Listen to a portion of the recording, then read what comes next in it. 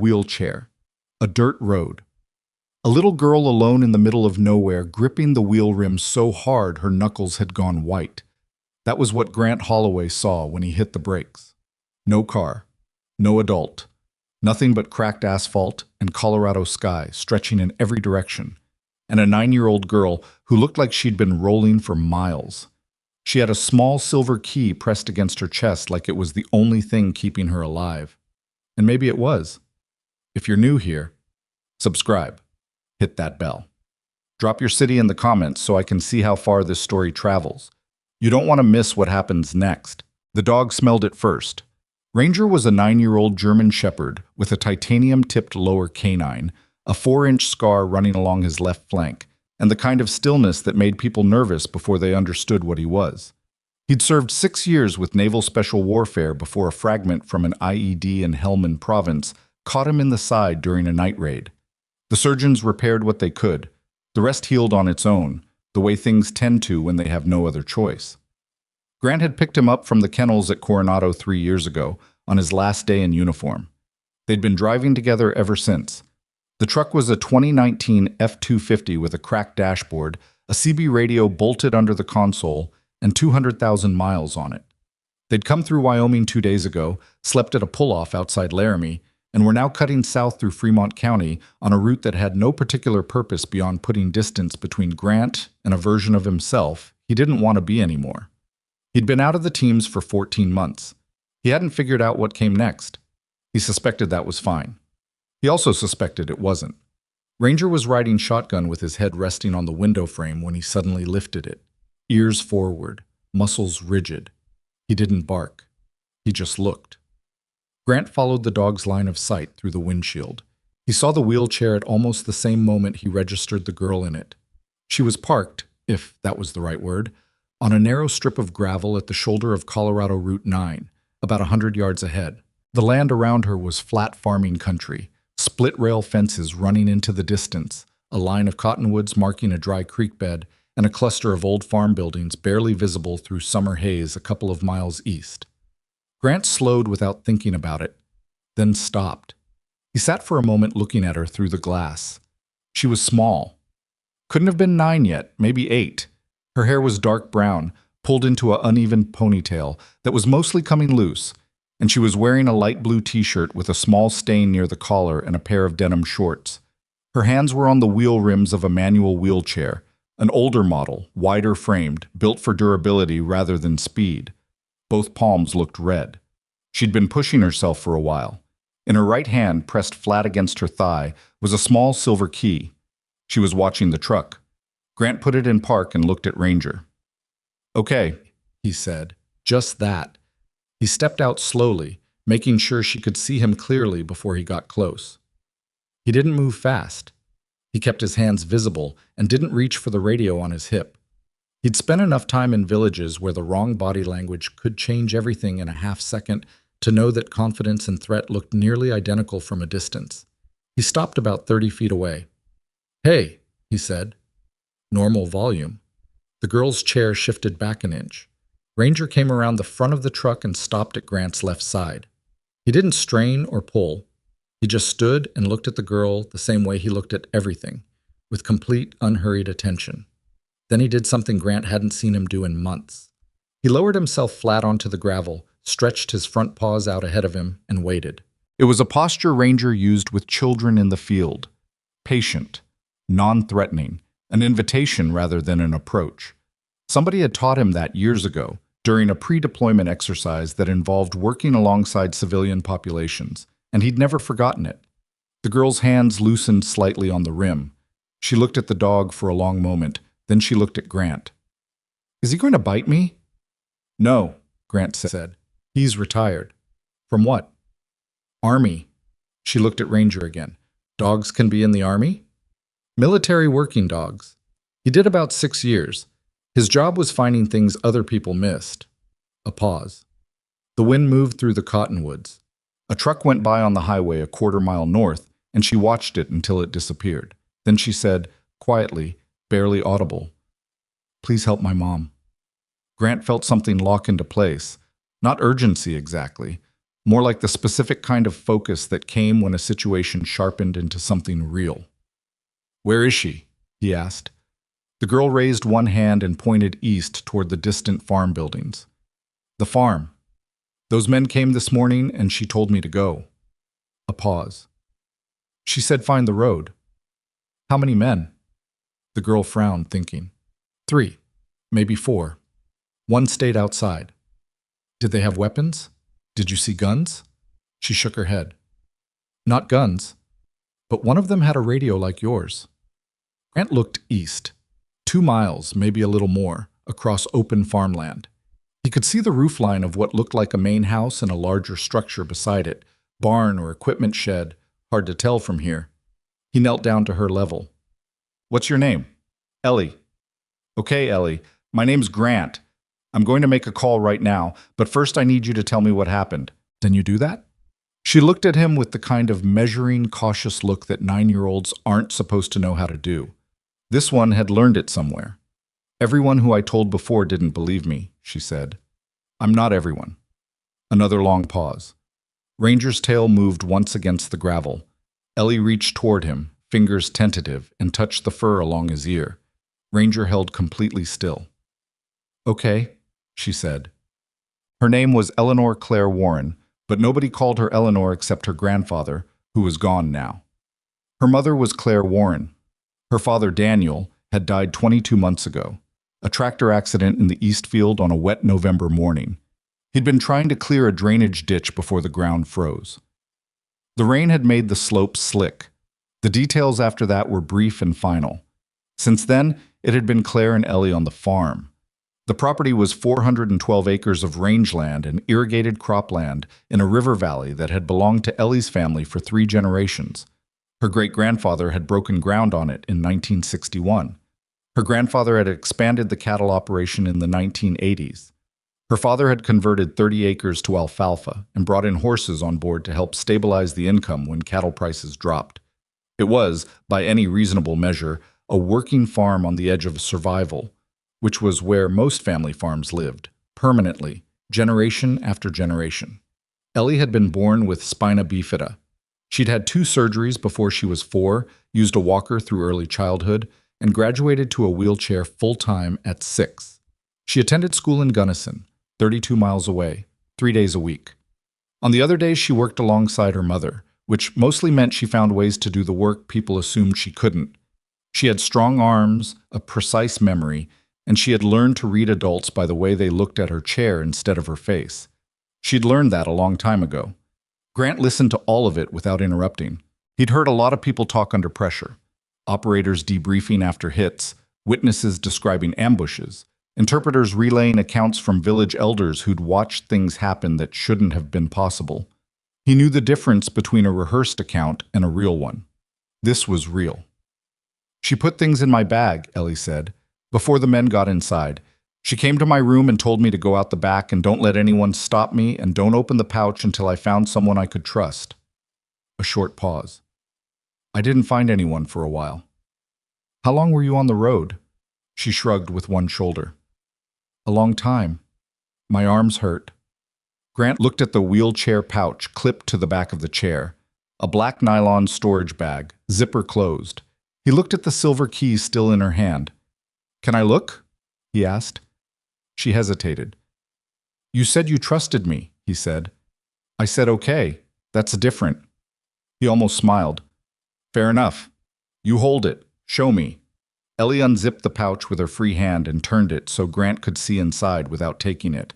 The notebook was spiral-bound, letter-sized, with a red cover that had been bent back on itself and flattened from being stuffed in a tight space. Beside it were a small stack of papers, folded in thirds, and 2 photographs printed on regular paper, the kind you print at home when you don't have time to get them developed properly. Grant didn't take any of it. He looked. The notebook's cover page was handwritten, "Property records, inspection logs, correspondence, C. Warren." Below that, in different ink, hastily added, "If you find this, please call the county sheriff, not Hale." "Do you know who Hale is?" Grant asked. "Victor Hale. He's the man who keeps coming to talk to my mom about buying the farm." She said it flatly, the way children report things they've overheard and processed without being given context for. Mom doesn't like him. She says he smiles too much. Grant looked at the photographs. He couldn't read the papers from this angle, but the photos showed, he was fairly certain, sections of irrigation equipment, fencing, and what looked like a water pump, each with something visibly wrong with it. A cut pipe, a cracked housing with what looked like a tool gouge in the metal, a fence post that had been pulled from the ground and left at an angle. Not weather damage, not aging, deliberate. He stood up. Ellie, I'm going to make a call right now. I want you to stay exactly here with Ranger while I walk 20 feet that way and talk on the radio, okay? He won't move unless I tell him to. She looked at Ranger. Okay, she said. Grant walked to the rear of the truck, keyed the CB, and thought for 3 seconds about who to call. Not dispatch, not yet. He didn't know the local landscape, didn't know who Victor Hale was connected to or how far that connection ran. Not Hale on the notebook cover meant Claire Warren had already figured out that standard channels had a leak, or a loyalty problem, or both.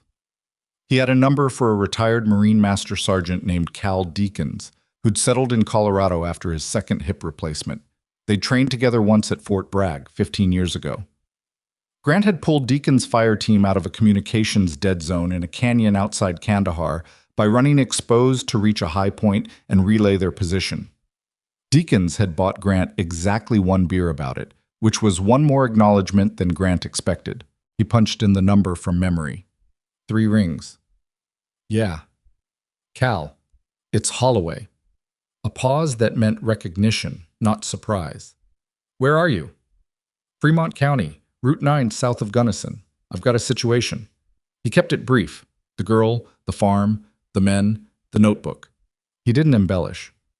I need a name. Trustworthy county law, not connected to local business interests. You know anybody? Another pause. Longer this time. There's a woman. Undersheriff, name of Torres, Rena Torres. She came up through the state AG's office before she moved to Fremont. I can make a call. Do that. You staying out of it until she gets there? Grant looked east toward the roofline in the haze. No, he said. A beat. Didn't think so, Cal said, and hung up. Grant moved Ellie. He didn't take her back toward the farm. The neighboring ranch, he'd seen the mailbox half a mile north, but was a safer option. Get her behind a door, with a phone, with adults who had no stake in what was happening 2 miles east. The neighboring family was named Pruitt. The wife, Sandra, answered the door with flour on her apron and the immediate, uncomplicated alarm of someone who understood that a child arriving alone meant something bad had happened to her family. She had Ellie inside with a glass of water and her husband's hand on the phone to the sheriff's office before Grant had finished the short version of what he knew. Stay here, Grant told Ellie. She looked at him from the kitchen chair. Her hands were in her lap, the silver key between her fingers. You're going to get her, she said. Not a question. I'm going to go look, he said. That's the same thing. He didn't answer that. He turned to Sandra. Nobody opens that door until either myself or a badge shows up. Under Sheriff Torres. That's the name you want to hear. Sandra nodded with the kind of precision that meant she'd understood and intended to follow it. Grant went back to the truck. Ranger was already standing at the rear passenger door. Yeah, Grant said, and opened it. And opened. He parked the truck a quarter mile from the farm entrance, behind a stand of cottonwoods where it couldn't be seen from the main road or the buildings. He took the radio, a small pair of Steiner binos, and a folding knife that he'd carried for so many years the handle had worn smooth on the left side where his thumb rested. He didn't have a firearm. He'd left his sidearm locked in the truck's console. This wasn't that situation yet, and walking toward a civilian property with a weapon drawn was a choice that created more problems than it solved. He'd learned that before he ever pinned on a SEAL trident in the long months of training where the instructors hammered one thing above all else. Violence is a tool, not a default. Most problems aren't nail-shaped. He moved fast through the field, staying low and using the irrigation berms as cover. The ground was dry but not baked hard. Recent irrigation, maybe 3 days ago. The crop was alfalfa, knee-high, good concealment for Ranger, and tolerable for Grant if he went prone. He didn't go prone. He ran bent, quick, covering ground the way you did when you were moving fast and didn't want to be seen from windows. Ranger ran at his heel without a sound. They reached the tree line at the edge of the property, and Grant stopped, pressed his back against a cottonwood trunk, and brought up the binos. The main house was a two-story farmhouse with white paint going gray and a covered porch along the front. One vehicle was parked at the side, a dark blue SUV with a rental agency sticker on the bumper. Expensive trim package, out of place. A man stood near the front corner of the house with a phone pressed to his ear, not moving, not working, watching the driveway. Posted, Grant thought, loose perimeter. Probably not trained, but aware. He shifted the binos to the large structure east of the house, a barn converted to an equipment shed from the looks of it. Corrugated metal roof, sliding doors on the far end. One of those doors was cracked slightly open. Ranger moved, not toward the house. He angled left, toward the equipment shed, nose low and working. Grant trusted that entirely. He followed. They circled wide, keeping the tree line between themselves and the man at the house, and came up on the shed from the north side where there were no windows. The corrugated metal was warm from the sun. Grant pressed his ear against it and heard nothing from inside. He moved to the corner and looked around. The sliding door on the near end was padlocked from the outside. Ranger sat down and looked at Grant. He was telling him something was inside. Grant scanned the perimeter. The watcher at the house still had his back turned, and examined the padlock. Standard hardware store hasp. The screw heads fastening the hasp to the door frame had been put in with a drill, not a hand screwdriver. They'd go in, but they'd come out too, with the right leverage. He didn't have a pry bar. He had a knife in a truck a quarter-mile away. He looked at the hasp again, looked at the door frame. The wood was old, dry, separated slightly from the metal door track by 20 years of settling. Grant put the flat of his boot against the door frame just below the hasp mounting, gripped the hasp body itself, and applied slow, steady outward pressure while pushing with his foot. The screws came out of the dry wood with a sound like a small, dull pop. He caught the hasp before it could clatter against the door. He pulled the door back 6 inches, slipped inside, and let Ranger follow. The shed smelled like diesel and old grease, and underneath that, something else. Ranger was already moving toward the far corner, past a disassembled tractor, and rows of hand tools hung on pegboards.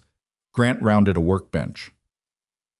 Claire Warren was sitting on the floor with her back against the wall, and her hand zip-tied in front of her, attached to a pipe running along the base of the wall. She had a bruise forming along her left cheekbone, and her hair was coming out of its braid, but she was upright, and her eyes were clear, and they went straight to Grant with a kind of assessing, direct focus that told him immediately she was her daughter's mother. "Where's Ellie?" were the first words out of her mouth. "Safe," Grant said. "Half-mile north at the neighbor's. She found me on the road." Claire closed her eyes for one breath, then opened them. She got there. She got there. He was already looking at the zip ties. "I need something sharp, these ties or the pipe." "Bench behind you, middle drawer, box cutter." He found it, came back, and cut the zip ties in 2 quick draws. Claire pulled her hands apart and shook them, wincing. Her wrists were red and starting to swell. "How many?" Grant asked. 3 inside. 1 outside." She flexed her fingers. "The one outside is just a driver. The other 3 are Hale's people. They came for the originals." "Your daughter has the key." Claire looked up sharply. "She got out with the pouch?" "Everything." Something crossed Claire's face. Not relief exactly. Something older than relief. The specific, particular exhaustion of someone who has been holding a thing together through pure force of will and has just been told they don't have to hold it alone anymore. She pressed the back of her hand against her mouth for 1 second. Then she stood up. She was taller than Grant expected, lean, with the kind of practical physical competence that came from years of real work. Her boots were scuffed worn. She had grease on her left forearm from something that had happened before the men arrived. "We need to move before they check back," she said.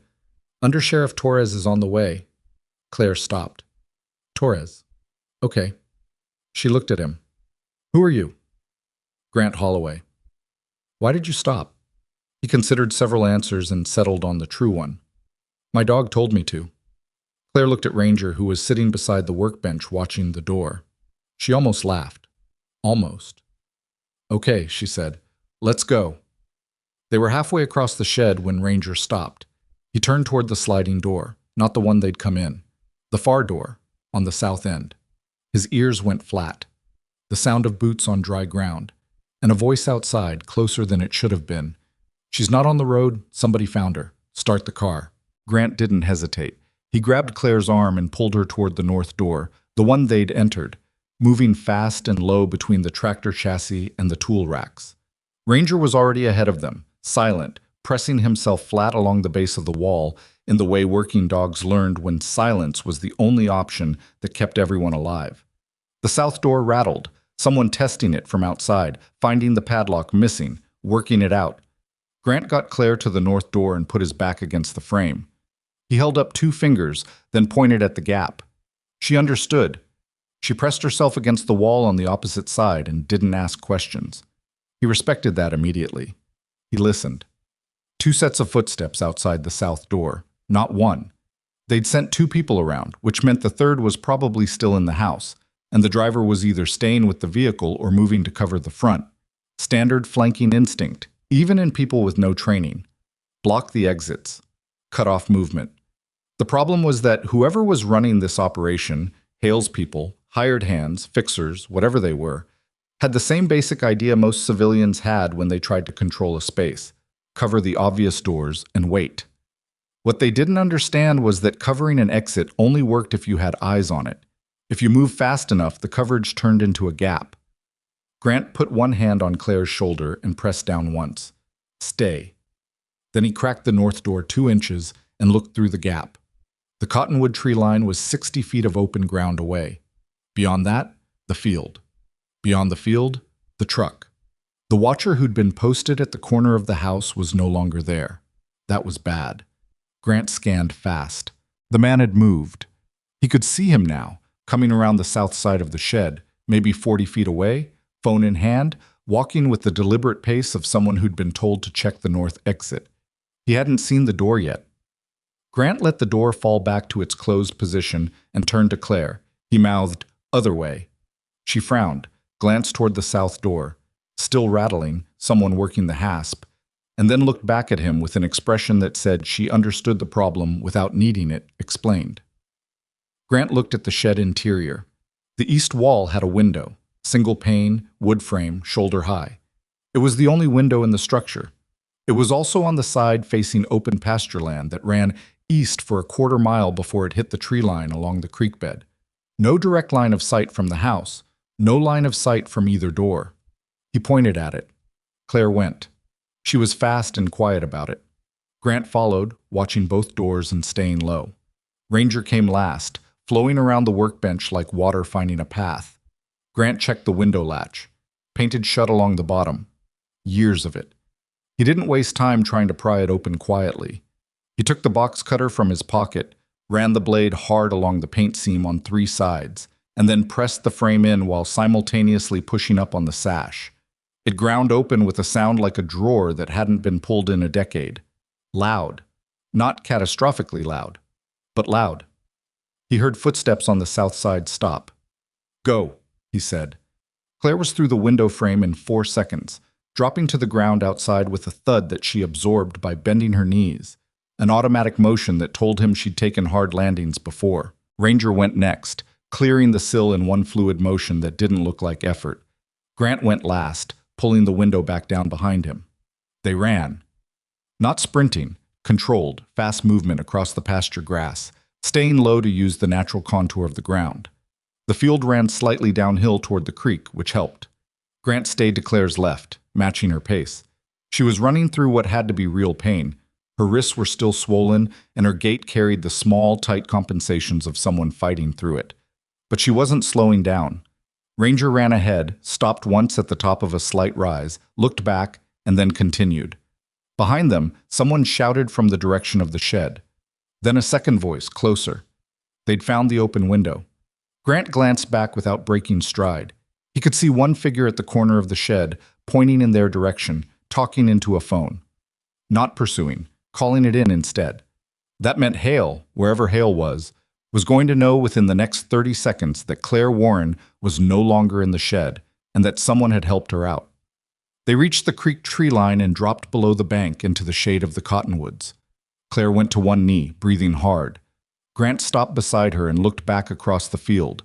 The figure at the shed was still on the phone, not moving. They're not following, Claire said between breaths. Not yet. Grant was already thinking about why. They're figuring out what to do. They came here to get documents. They don't have the documents. Coming after us on foot across open ground is a different problem than leaning on a woman in her own shed. Claire looked at him. They're not your standard property dispute attorneys, she said. No, he agreed. They're not. She pushed her hair back with both hands, wincing as her wrist flexed. Then she straightened up and looked east, then north, orienting herself. Even now, rattled and hurting, she was reading the land. Pruitt's place is north, she said. That's where Ellie is. Claire closed her eyes for a half second. She opened them. Walk me through the creek bed, she said. It stays below sightline all the way to the fence line. I've been walking it since I was 6. Grant looked at Ranger. Ranger was already facing north along the bank. Lead out, Grant told him. The creek bed was dry except for a thin seam of moisture down the center that turned the clay dark brown. It smelled like iron and old leaves and the particular mineral dryness of a Colorado summer that hadn't had enough rain. Cottonwood roots knuckled out from the bank's in tangled formations, and in places the bank was undercut enough that they had to lean away from it to avoid bringing it down on them. Claire walked without complaint. She knew every turn. They moved for 11 minutes before the Pruitt fence line came into view. A 4-strand barbed wire fence with cedar posts, old and solid. Grant found a low section and held the top wire down while Claire stepped through. She returned the favor without being asked. Ranger went under it. The Pruitt house was 200 yards across a mown pasture. The lights in the kitchen were on, which meant the afternoon had darkened more than Grant had realized. He checked his watch, 5:47 p.m. They'd been inside the shed for less time than it felt. Sandra Pruitt met them at the back door before they'd crossed half the distance, moving across the yard fast with the focused energy of someone who'd been watching for them from the window. She's inside, Sandra said, before Claire could speak. She's fine. She had 3 glasses of water and she's been telling my husband everything. Claire's stride didn't change, but something in her shoulders dropped an inch. Just an inch. Thank you, she said. Her voice came out rougher than she probably intended. Inside the kitchen, Ellie was at the table with a map of the property spread out in front of her. Doug Pruitt's county assessment map, the kind that showed parcel lines and water rights and easements. And she was using a red pencil to mark locations while Doug Pruitt watched with the careful attention of a man who had been listening to a child for the last hour and had, sometime in that hour, started taking her completely seriously. Ellie looked up when the back door opened. She saw her mother. She didn't make a sound. She pressed her mouth shut, and her face did the particular private thing that children's faces do when they are trying very hard not to cry in front of people they don't know. And she pushed her chair back from the table, and Claire crossed the kitchen in 4 steps and went down to her knees on the linoleum and put both arms around her daughter. Grant stood at the door with his hand on Ranger's back. He looked at Doug Pruitt, who looked back at him with the kind of expression that required no words. Sandra quietly filled 2 glasses of water and set them on the counter. After a moment, Claire straightened up. Her eyes were wet at the corners, but her jaw was set. I need to see what's in that pouch, she said. Ellie wiped her face with the back of her hand. Then she unclipped the pouch from the side of her wheelchair and held it out. Claire took it and sat down. She went through it at the kitchen table with Grant standing across from her, and the Pruitts staying deliberately busy at the far end of the counter, close enough to be present, far enough to give space. The notebook was hers. She'd been keeping it since November of the previous year, she said, when the first inspection had come back with findings she knew were wrong. Irrigation systems she had personally maintained flagging as deteriorated beyond repair. A contamination marker in the east well that didn't match any geology she recognized because she'd had the well independently tested 3 months earlier, and it had been clean. I didn't have the language for it at first, Claire said. She was turning pages carefully, reading her own handwriting with the distance of someone reviewing evidence rather than memory. I thought I was just missing something, being wrong. I was tired. I'd been running this place alone. Maybe I'd let maintenance slip somewhere and didn't remember. She stopped on a page with 2 columns of dates. Then the second inspection came back, and then the third. And every time the findings were worse, and every time the things flagged as damaged were things I knew I'd maintained. She looked up. So I started photographing everything, before the inspectors arrived. After they left, equipment status, water readings, fence condition, I kept the originals in the locked cabinet and the copies in the pouch. And the cabinet key, Grant said. Ellie was quiet beside him, listening. My daughter knows where the spare keys to everything on this property are, Claire said. She has since she was 6. She memorized the map, she memorized the lock combinations, she memorized which cabinet has which records. A pause. Because I thought about what would happen if something happened to me, and I decided she needed to know. Ellie didn't say anything. She was looking at the map Pruitt had spread on the table, her red pencil resting across her fingers. Grant picked up one of the photographs. It showed an irrigation pump with a clear gouge cut through the housing casing. Not a stress fracture, not corrosion. A clean cut, made with something metal and deliberate. Who had access to the property? He asked. The inspection teams. Claire said it flat. They were contracted through a regional property assessment firm. Hale was using them. I found that later. It took 3 months and a public records request that the county dragged their feet on, but I found it. That's in the notebook? Everything is in the notebook. Grant set the photograph down. He thought about what he'd read on the front cover. Not Hale. Not a general warning, a specific one. Claire had already done enough work to know that Hale's reach extended somewhere into the county structure. She just didn't know how far, or she'd have used that particular thread already. Torres, he said. Under Sheriff Torres. You know her? Claire thought for a moment. She came to a county meeting about 6 months ago, water rights hearing. She didn't say much. I didn't have a reason to pay attention to her. She came through the state AG's office before Fremont County, Grant said. The person who told me her name has good judgment about people. If she's connected to anything Hale is running, she's either very deep cover or there's no play left. Claire looked at him. That's a lot of trust to put in a person you've never met, based on a recommendation from someone else you barely know. Yeah, Grant said. It is. She held his gaze for a moment. Okay, she said. Doug Pruitt cleared his throat from the far end of the counter. That undersheriff, he said. She called here about 40 minutes ago. Said she's coming from Canyon City. Said to expect her around 8. Everyone looked at him. He shrugged. I was going to mention it. Well, the next 2 hours were the suspended operational kind of waiting that Grant had learned in the teams. The hours before a mission launch when everything was staged and checked and ready, and the only thing left was time, which was the one thing you couldn't compress. You used it the way you could. You ate if there was food. You slept if you could sleep. You reviewed the plan without obsessing over it. He ate a plate of Sandra's leftover pot roast standing at the counter. It was good. He told her so. She looked pleased and slightly surprised, the way people did when they'd expected someone to be too distracted to notice. Ellie ate at the table and eventually fell half asleep in her chair with Ranger's head across her lap. The dog didn't move. He'd found his post and he was keeping it. Claire sat at the table with the notebook open and worked through it methodically, cross-referencing dates, adding annotations in the margins in small, precise handwriting. She worked the way people worked when they'd been building something for a long time and had finally been given permission to finish it. Grant moved to the front room window and watched the drive. At 7:22 p.m., a black county SUV came up the Pruitt Road without lights or siren, moving steady and deliberate. It stopped at the gate. The driver's door opened and a woman stepped out, mid-40s, compact and efficient in her movements, wearing civilian clothes with a badge clipped to her belt and a radio on her hip. She stood at the gate for a moment and just looked at the property with the systematic, sweeping attention of someone who catalogs space for a living. Then she looked directly at the front window where Grant was standing. He stepped back from the glass. She's here, he said. Rina Torres came in without theater. She sat down at the kitchen table, declined the coffee Sandra offered, and looked at the notebook Claire slid across to her. She read for 6 minutes without speaking. Nobody filled the silence. Ranger watched her from his position beside Ellie's chair.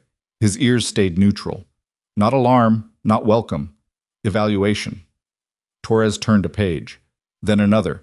She stopped at the double-column date list and looked at it for a long time. You documented the pre-inspection and post-inspection equipment states, she said. Photograph log and written record, both dated and time-stamped. Independent verification on the well testing? Fremont County Water Lab in March. Certificate of analysis is at the back of the notebook. Torres turned to the back. Found it. Read it. She turned another page. Grant was watching her face. She read the way investigators read, not for information processing, but for authentication, looking for the tells that separated a constructed narrative from a real one. The too clean documentation, the dates that lined up too perfectly, the gaps that had been filled in rather than left as gaps.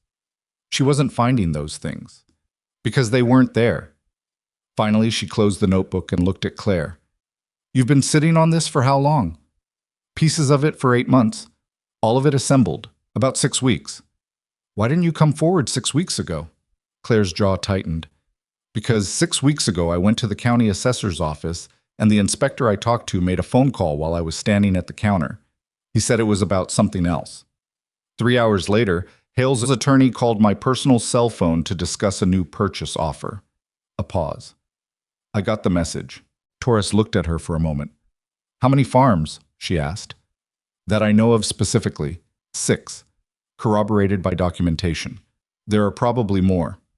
Torres put her hand flat on the closed notebook.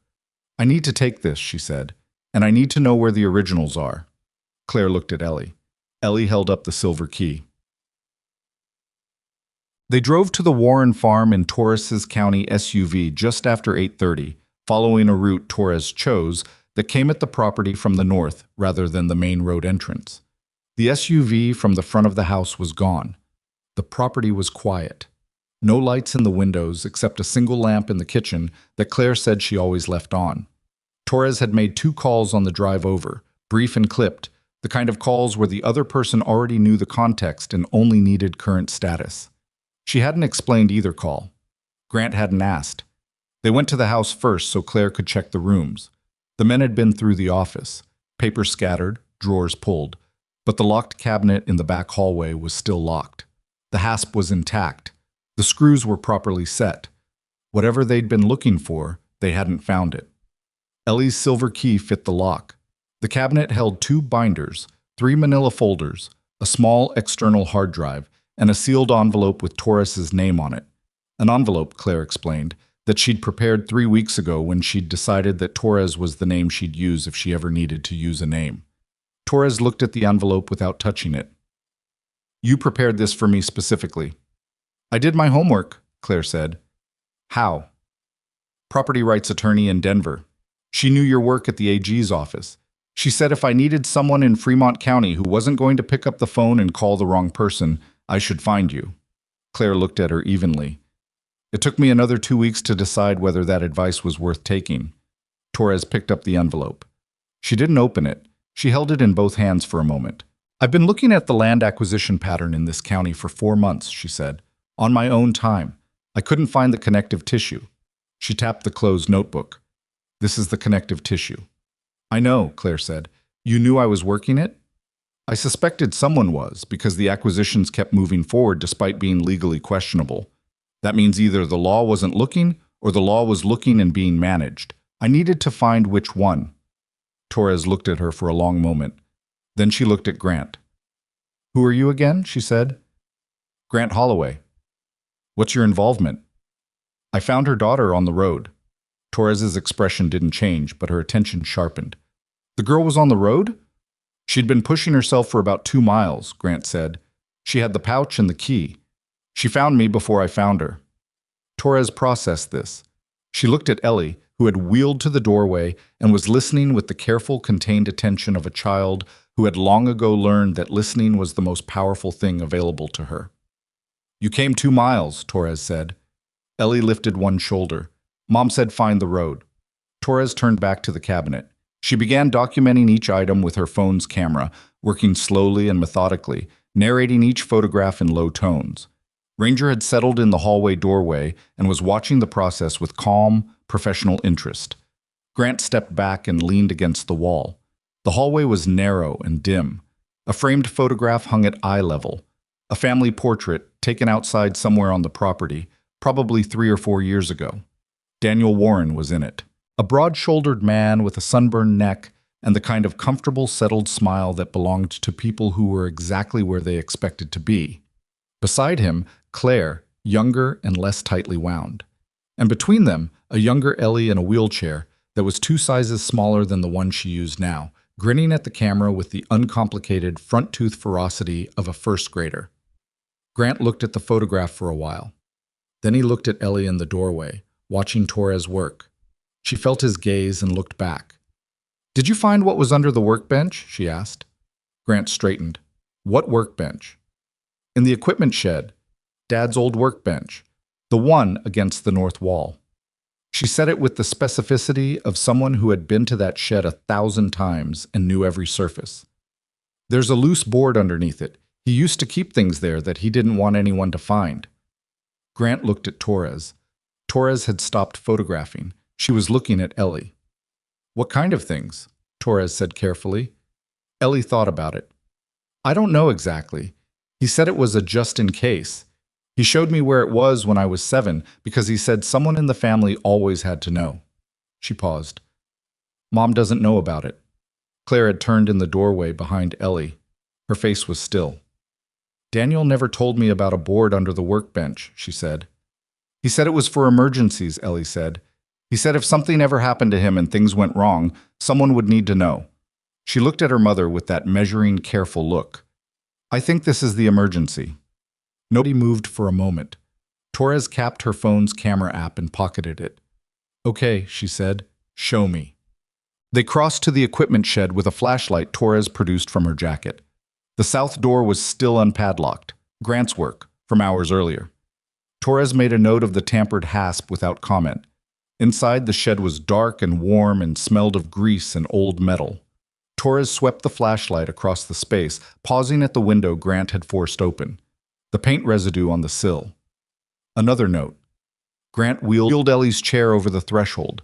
The flooring was uneven concrete, manageable but rough.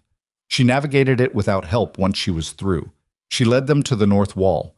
The workbench was heavy, built in, Douglas fir planking on a steel frame, heavy-duty vise on the left end, hand tools on the pegboard above.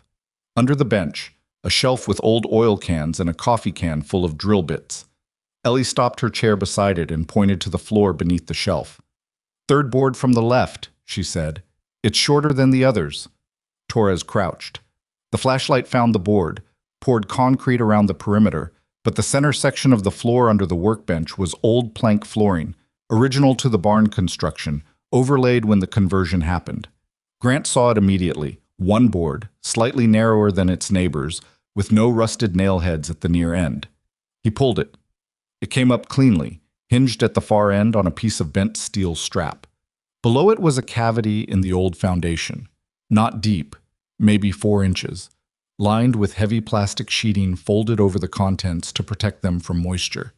Grant lifted the plastic. Inside was a manila envelope, sealed, and beneath it, a small digital recorder, the kind that used to be common for dictation, an older model, the screen dead from discharged battery, but otherwise intact. Torres picked up the envelope first. She opened it carefully and spread the contents under the flashlight beam. Grant leaned in. Property survey maps. Handwritten correspondence between Daniel Warren and 2 names Grant didn't recognize. And at the back, a single typed document, 4 pages, dated 14 months before Daniel Warren's death. Torres read the first page. Her expression didn't change, but she went very still. She read the second page. Then she looked up at the concrete ceiling for a moment. "Your husband," she said to Claire. "He knew something was being planned." Claire's voice was flat. "Daniel didn't die in an accident," she said. It wasn't a question. She said it the way someone said something they'd been telling themselves not to believe for almost 2 years. Torres didn't answer immediately. She read the third page. "This document connects Victor Hale's acquisition strategy to an infrastructure development permit that was applied for under a different company name, a subsidiary, 6 years ago, before any of the farm purchases began." She looked at Claire. "Your husband must have seen the permit filing. It would have been public record." A pause. "He documented it." The equipment shed was silent except for the sound of the wind shifting the corrugated roof metal. Ellie was looking at the recorder in Grant's hand. "He used to dictate notes to himself when he was driving," she said quietly. "He said it was easier than writing when he had a good thought." She looked at the dead screen. "I think he recorded something." Grant turned the recorder over. The battery compartment took 2 AAs. He looked at Torres. Torres looked at her jacket pocket, then at the recorder's battery compartment size. Grant crossed to the pegboard above the bench. Among the tools, on a small magnetic strip, was a cluster of batteries in various states, a thing common to any farm shed, the same as finding a junk drawer full of them in any house. He found 2 AAs that looked recent, checked them on his palm by feel. Heavy, good, and slotted them into the recorder. The screen flickered, came up. The file counter showed 1 recording. Duration, 4 minutes, 11 seconds. Date stamp, 22 months ago, 3 weeks before the accident. Torres put her hand out. Grant gave her the recorder. She pressed play. Daniel Warren's voice came out of the small speaker, low and deliberate and just slightly unsteady, the way a person's voice was when they were saying something they hoped no one would ever need to hear. If you're listening to this, something happened to me. I want to start by saying I don't know for certain. I could be wrong about all of it, but I want it on record that I don't think I'm wrong. The permit filing I found, but I'm going to describe it here, and I'm putting the copies in this envelope. The recording continued. Nobody spoke. Ranger, who had been sitting at the shed entrance, got up slowly and walked across the uneven floor to where Ellie's chair was parked beside the workbench. He pressed himself against the side of the chair frame and stayed there. Ellie put her hand on his back. Outside, somewhere on the Fremont County grid, a vehicle was moving up the main road toward the Warren property with its lights off. Ranger heard it first. He lifted his head from beside Ellie's chair and turned toward the shed entrance with the precise, unhurried attention of an animal that had learned, over 6 years of operational work, to distinguish between sounds that meant nothing and sounds that required a decision. His ears rotated forward. His body went still in the particular way that wasn't tension. It was readiness, which was a different thing entirely. Grant saw it and was already moving toward the entrance before his conscious mind had fully processed the signal. He pressed himself against the door frame and looked out through the 2-inch gap between the sliding door and the frame. The main road was a pale gray line in the darkness, visible between the tree breaks at the property entrance. A vehicle was moving along it without headlights, not coasting, moving with purpose, at a speed that said the driver knew exactly where the turn was. It slowed as it reached the Warren Drive entrance, and for a moment its profile was visible against the ambient sky glow from the valley below. Full-size truck. Extended cab. Not the rental SUV from earlier. It turned into the drive and stopped about 40 yards from the gate. The engine kept running. Nobody got out. Grant pulled back from the door. "We have company," he said quietly. Truck, no lights, stopped at the gate. Engine running. Torres was already on her feet. She'd put the recorder in her jacket pocket and was holding the manila envelope flat against her side. Her other hand found the radio on her hip. "How many can you tell?" "No, angle's wrong." He looked at Claire. "Back exit on this shed? East wall. There's a door we use for the tractor. It's bolted from inside." "Show me." Torres keyed her radio and turned away, speaking low. Grant caught fragments. Warren property, Route 9. Requesting immediate. And then Claire was leading him past the workbench, past the tractor, to the east wall where a standard hinged door sat behind a hanging chain hoist. Pad bolted, top and bottom. Grant slid both bolts and pushed it open an inch. Cold air came in from the east. Open pasture land. The creek tree line, darkness. No movement. He turned back. Ellie had moved her chair to follow them. She was watching the shed entrance, not him. "Ellie," he said. She looked at him. "Can you get yourself to the creek bed from here?" She looked at the door, at the terrain beyond it, doing the calculation. "Yes," she said. It wasn't bravado. It was information. If Torres says go, you go. You don't wait for your mom. You don't wait for me. You go to the tree line and you stay low, and you don't come back until you hear Torres's voice specifically. You understand? She looked at him steadily. "I've been out there at night before," she said. "I know you have." A second of silence. "Okay," she said. Torres came back. Her voice was level, but her jaw was set. "I've got units coming, but they're 40 minutes out minimum. Sheriff's office is thin tonight. There was a rollover on 50 about an hour ago." She looked at Grant. "The truck at the gate hasn't moved." "Waiting for someone to come out of the house," Grant said, "or waiting for a call that tells them what's happening. They don't know Torres is here." "Why not?" "Because if they knew a badge was on the property, they wouldn't be sitting at the gate in a truck with the engine running. They'd either be gone or they'd have more people. He thought for a moment. They know we left the shed. They know Claire's out. They may not know exactly where we are. Torres processed this. I'm not going to hide in a shed for 40 minutes, Claire said. Nobody disagreed with her. Grant looked at Torres. What's your backup if this goes wrong? Not 40 minutes from now. Right now. Torres met his gaze. Me, she said. And whatever you are? He almost said former. He didn't. Okay. He looked at the east door. Here's what I think. The plan was straightforward the way most functional plans were. Not clever, not elaborate. Just a clear read of the terrain and the most likely behavior of the people they were dealing with. The men at the gate were hired. Grant had been around enough hired muscle in enough context to know how they thought. They operated on instructions, and when the situation went off script, they called for new instructions rather than improvising. That was a liability. It meant there was a decision loop between them and Hale, and every time something changed, the loop had to cycle before they moved. The evidence, the notebook, the originals from the cabinet, the envelope, and the recorder needed to get off the property. That was the primary objective. Everything else was secondary. Torres's vehicle was parked on the north side of the house, not visible from the front gate. It was reachable through the house itself, in through the back door, across the kitchen, out the front. No, that exposed them to the gate, or around the east side of the house through the yard, staying in the shadow of the structure, or through the creek bed to the north, then up to the Pruitt property line, and Torres's backup could meet them there rather than at the Warren Drive. Grant laid it out. Torres listened without interrupting, which he appreciated. The creek route is the safest for Ellie, Torres said when he finished. But it's 20 minutes on foot, and if they're already moving, they're not moving yet, Grant said. They're waiting. You don't know that. No, he agreed. I don't. Claire had been standing with her arms crossed, listening. The creek takes 10 minutes the way I do it, she said. Ellie knows it. The chair's a problem on the bank sections, Grant said. Less than you'd think, Ellie said from behind him. He turned. She'd been quiet long enough that he'd stopped tracking her position, which he immediately registered as a mistake on his part. I've done the cricket, she said. In the chair. There's a flat section along the bottom for most of it. Only 2 places where it's rough. Grant looked at Claire. Claire nodded once. Okay, he said.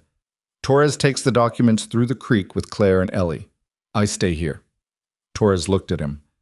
I'm not leaving a civilian at a contested site, she said. I'm not asking your permission, Grant said. Not aggressive, just clear. Somebody needs to know where that truck is and what it does, and someone needs to be able to slow things down if they move before your backup arrives. That's me. You're the badge, and you've got the evidence. That's more important. Torres held his gaze for a moment. You don't have a weapon, she said. I have Ranger. She looked at the dog. Ranger was standing at the east door, looking back at her with the calm, focused attention of an animal that had already decided what its job was and was waiting for the humans to catch up. Torres reached to the back of her waistband and produced a compact sidearm. A Glock 43, Grant noticed. Slim and short, a backup piece, not her primary. She held it out. You're proficient? She said. Yes. Don't use it unless you have no other option. I've got jurisdiction problems enough without adding an officer involved, without adding a shooting. Understood. He took the Glock. It was loaded, round in the chamber. He press-checked it from habit and kept the muzzle down. 40 minutes, Torres said. Go, Grant said. What? He watched them leave through the east door. Torres first, then Claire, then Ellie, navigating the threshold with 2 precise pushes that cleared the lip and put her onto the grass. Ranger moved to the doorway and watched until they disappeared into the darkness, and then turned back to Grant. You and me, Grant said. Ranger sat down. Grant pulled the east door closed from the inside, went back through the shed, and positioned himself at the north wall corner, low, where the gap between the shed frame and the pegboard gave him a sight line to the main house and, at an angle, part of the drive toward the gate. The truck was still there. He could see the exhaust, barely, a faint shimmer against the night air, which meant the engine was still running. He waited. 7 minutes. Then a door opened on the truck. One figure stepped out, moved toward the gate on foot. The gate was a standard aluminum farm gate, padlocked. The figure stopped at it, looked through, then turned back toward the truck and made a gesture. A second figure got out. Grant watched them force the gate, not break it, just lift and push the way you did with an older aluminum gate that didn't sit square in its posts anymore. They came through and walked toward the house, moving with the loose, slightly too fast gait of people who had been told to wrap this up and weren't happy about the timeline. Third figure stayed at the truck. 2 up, 1 back. Grant processed this without moving. 2 toward the house, 1 holding the vehicle. The house was empty. They'd go in, search, find nothing, come back out. Or they'd search and realize the cabinet had been opened and the records were gone, and then the calculation changed. At that point, they weren't looking for paper anymore. They were looking for people. He needed to know when that shift happened. He pressed himself against the north wall of the shed and moved toward the front corner, staying below the window height. Through the shed wall, he could hear nothing, but through the gap at the front slider, left open a crack when he'd entered, he could see the front of the house. The 2 figures went up the porch steps. The front door was locked. One of them produced something from his jacket. Not a gun, a key. They had a key to the front door. That was new information. And it meant Hale's connection to the property went back further than inspectors and pressure campaigns. They went inside. Grant checked his watch, 9:04 p.m. Torres had been gone 11 minutes. If the creek route was 15 minutes and Torres's backup met them at the Pruitt line, that was still 20 minutes minimum.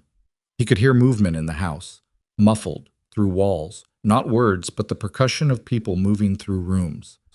Drawers, doors. Ranger made a sound beside him, not a bark, not a growl.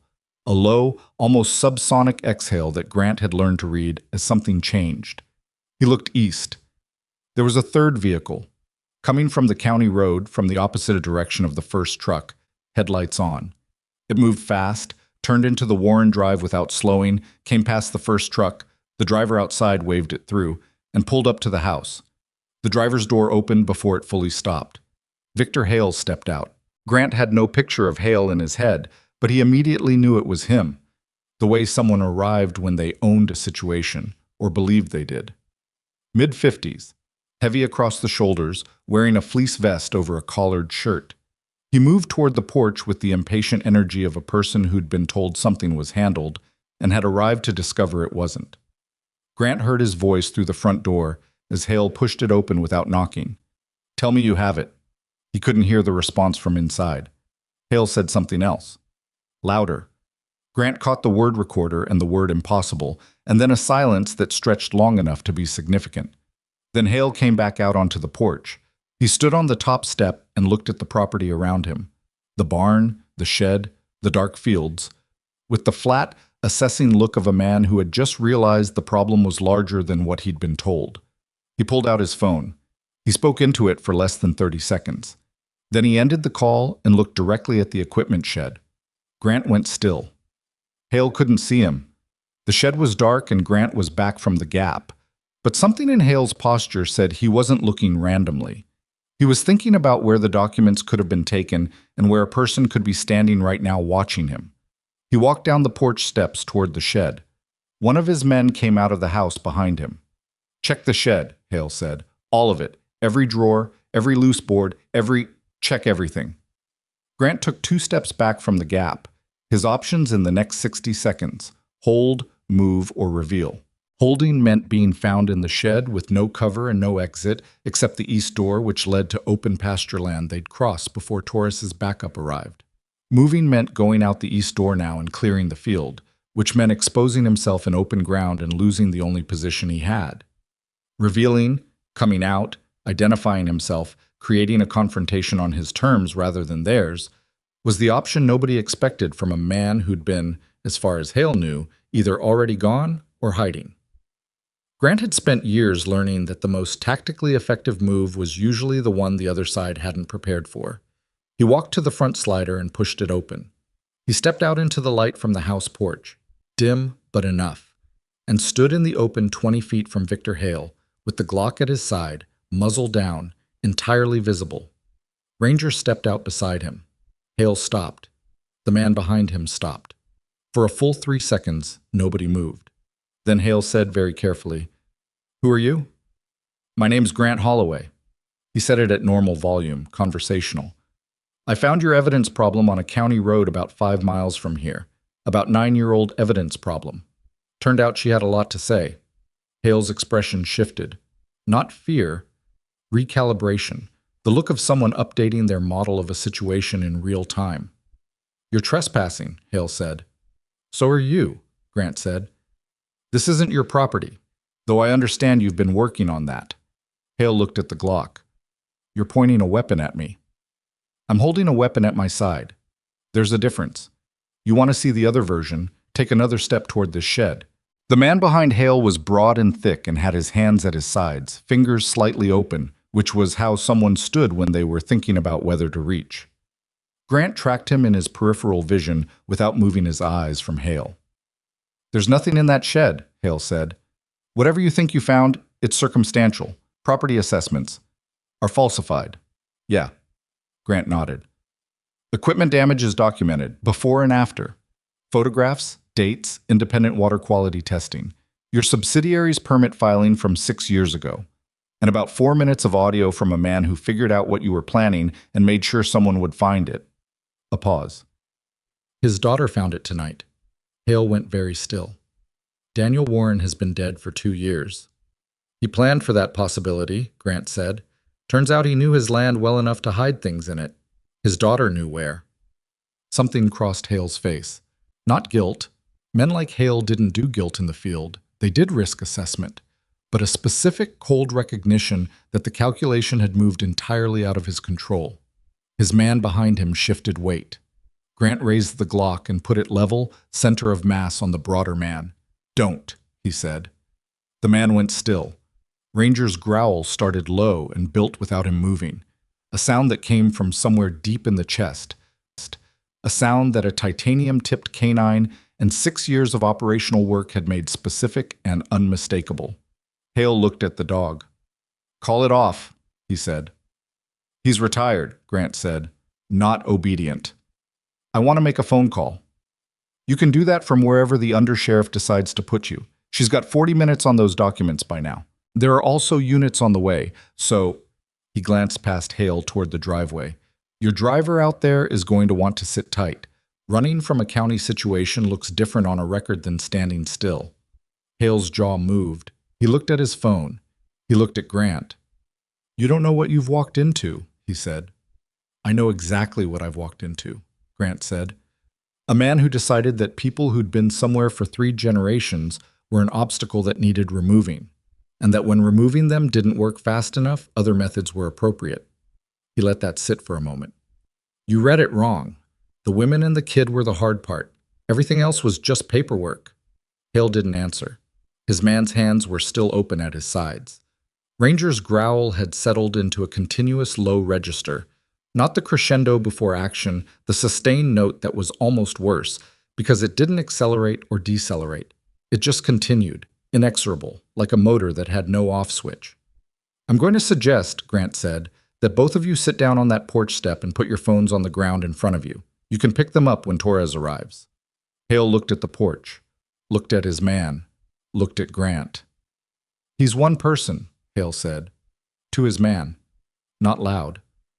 One person and a working dog, Grant said, and a loaded weapon and 14 years in naval special warfare. I've cleared rooms with less. He moved the Glock's muzzle slightly toward the porch. Sit down, Mr. Hale. The man behind Hale looked at the dog. Ranger's ears were flat. His posture was a countdown. The broad man sat down first. He sat down the way large people sat when they'd done the calculation and decided the math wasn't in their favor, with a certain deflated, grudging precision. He put his phone on the porch step beside him. Hale didn't sit immediately. He stood for another 3 seconds, looking at Grant with the expression of someone who had been in rooms with authority his entire life and had always had more of it than anyone else in the room. Then he sat down. He put his phone down without being asked again. Grant didn't relax. He maintained the distance and kept the Glock level and kept his breathing even, which was the thing most people forgot.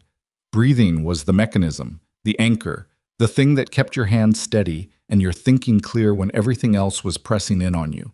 He'd learned it first in buds, in the pool, in the evolutions where the instructors came in and tore your gear off and knocked you sideways underwater, and you had to fight back up to the surface without inhaling.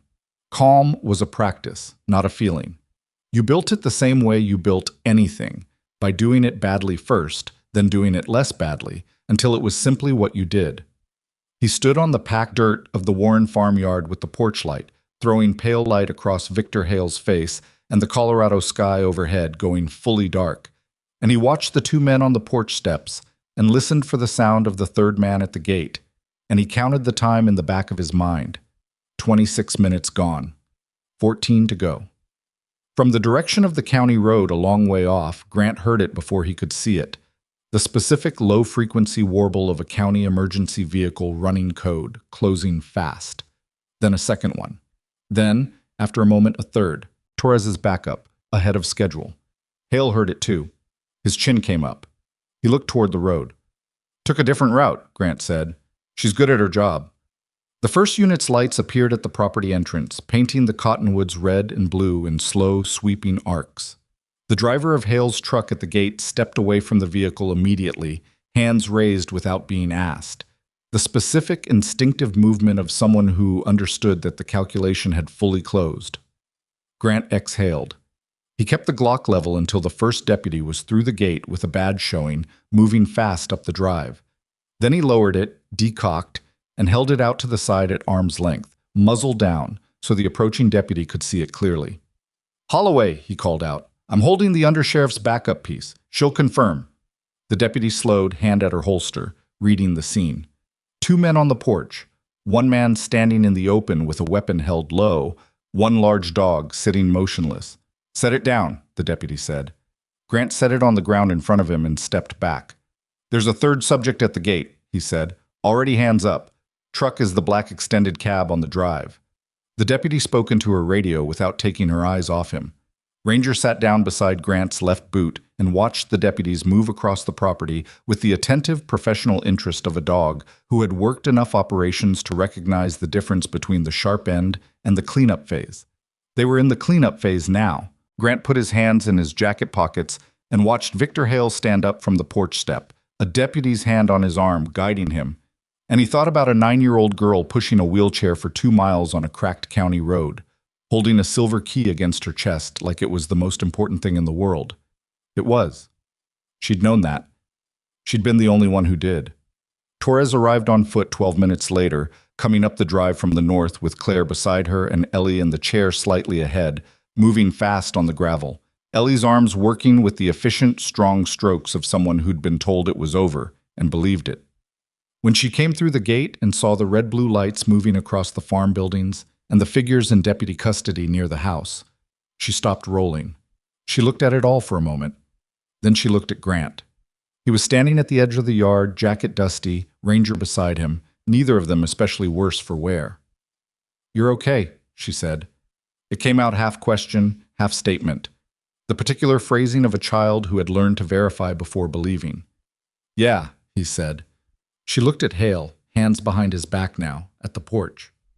Something moved across her face. Not satisfaction exactly, something quieter. The settling of a weight she'd been carrying for a long time without knowing she was carrying it. "Is it finished?" she asked. Grant looked at Torres, who had stopped a few feet away and was watching the scene with the careful, absorptive attention of someone already building the case architecture in her head. Torres looked at Ellie. "Not finished," she said. "But the part where we were losing, that part's done." Ellie thought about this. "That's the important part," she said. Torres almost smiled. Claire reached Ellie's chair and put her hand on her daughter's shoulder, and stood there, looking at the farm, her farm, with the deputies moving across it, and the lights cutting through the dark, and the fields that had been in her family for 3 generations stretching away into the Colorado night. She didn't say anything. She didn't need to. Ranger walked to Ellie's chair and pressed his head against her knee, and she put her palm flat on top of his skull and held it there. And in the warm, sustained quiet that settled over the Warren property in the aftermath of everything, that was enough. The deputies worked the property until past midnight.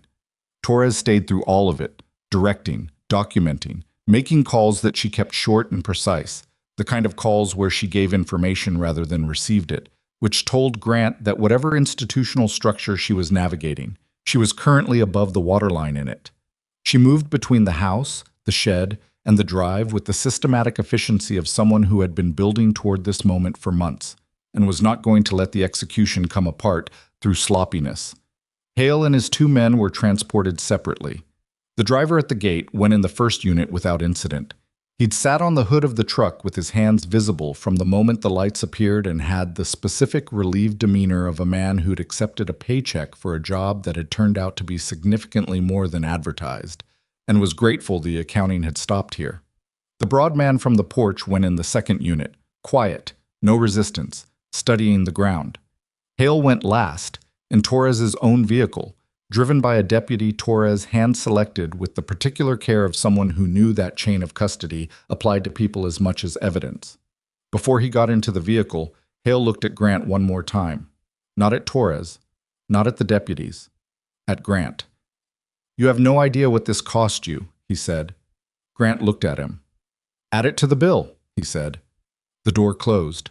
Grant stood in the drive and watched the vehicle go, and then he turned and looked at the farm. The lights on in the house, the shed doors standing open, the deputies moving with flashlights through the equipment bays.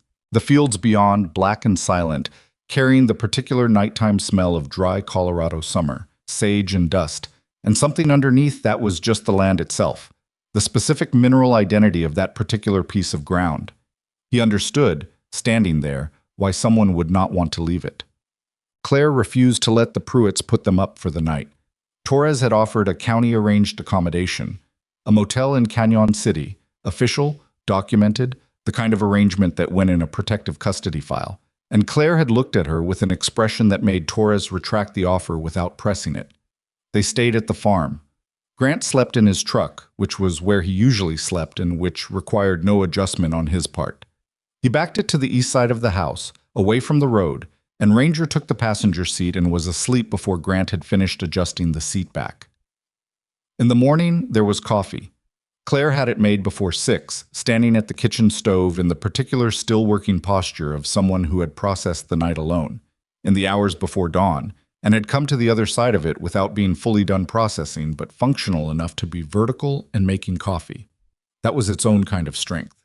She poured a mug without asking and set it on the counter when Grant came through the back door. "Ellie still asleep?" he asked. "For now." Claire wrapped both hands around her own mug. "She was up at 4, talking, processing." A pause. "She told me she was scared the whole time, from the moment I sent her out the back door." "She didn't show it." "I know." Claire looked at the counter. "That's the part I'm going to have to figure out how to feel about. That she's learned to not show it." Grant drank his coffee. "She showed it to Ranger," he said, "right at the beginning, before she decided about me. She reached for him first." Claire was quiet for a moment. "He's a good dog," she said. "He is." A truck came up the drive at 7:20, Torres, back in a county vehicle, this time with a woman in the passenger seat that Grant didn't recognize. Civilian clothes, mid-40s, carrying a leather portfolio case with the deliberate grip of someone transporting something she was responsible for. Torres introduced her at the kitchen table. "This is Diane Mercer. She's the Deputy District Attorney for Fremont County. She was briefed at 6 this morning, and she's been reading since then." Mercer shook Claire's hand and then sat down and opened her portfolio without ceremony. "I want to understand the timeline," she said. "Not the evidence. I've read the evidence. I want to understand how it was gathered and when, because that's what a defense attorney is going to use first. Mrs. Warren, when did you begin the documentation?" Claire sat down across from her. Grant stayed at the counter with his coffee. What followed was 40 minutes of the particular grinding work of legal reconstruction. Mercer asking precise questions, Claire answering with the same precision, Torres cross-referencing dates from the notebook against Claire's account to flag anything that didn't track. It was methodical and occasionally tense when Mercer pushed on a gap or a sequence that didn't align perfectly, and Claire had to go back and walk through it again. She did it without flinching. She corrected herself twice. Once, when a date in the notebook turned out to be a transcription error, she'd written the wrong month. And once when Mercer pointed out that a photograph she'd attributed to one inspection date appeared to show a shadow angle inconsistent with that time of year. "I may have labeled that one wrong," Claire said. I took hundreds of photographs. That one might have been a week earlier. Mercer made a note. That's going to get used, she said. I know. Claire's jaw was tight. It doesn't change what the photograph shows. No, but it lets them argue your documentation is imprecise, which lets them argue it's unreliable. Mercer looked at her. I'm not saying this to discourage you. I'm saying it because you should know what's coming. I've known what's coming for 8 months, Claire said. That's why I have 2 versions of everything. Mercer looked at Torres. Torres looked at her coffee. The independent copies, Claire said. She reached into the pocket of her work jacket and produced a small USB drive. Every photograph, the notebook scanned page by page, the water quality certificates, the permit filing. I sent copies to my property attorney in Denver 3 weeks ago. She has the originals of the send, date stamped. Mercer's expression shifted. Not dramatically, just a small recalibration.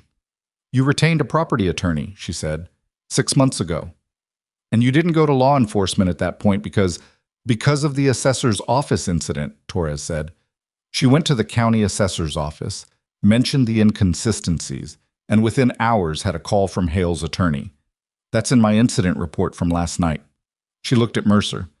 The documentation trail suggests a connection between Hale's operation and at least one individual in the county assessor's office. I'll have a name for you by end of day. Mercer wrote something.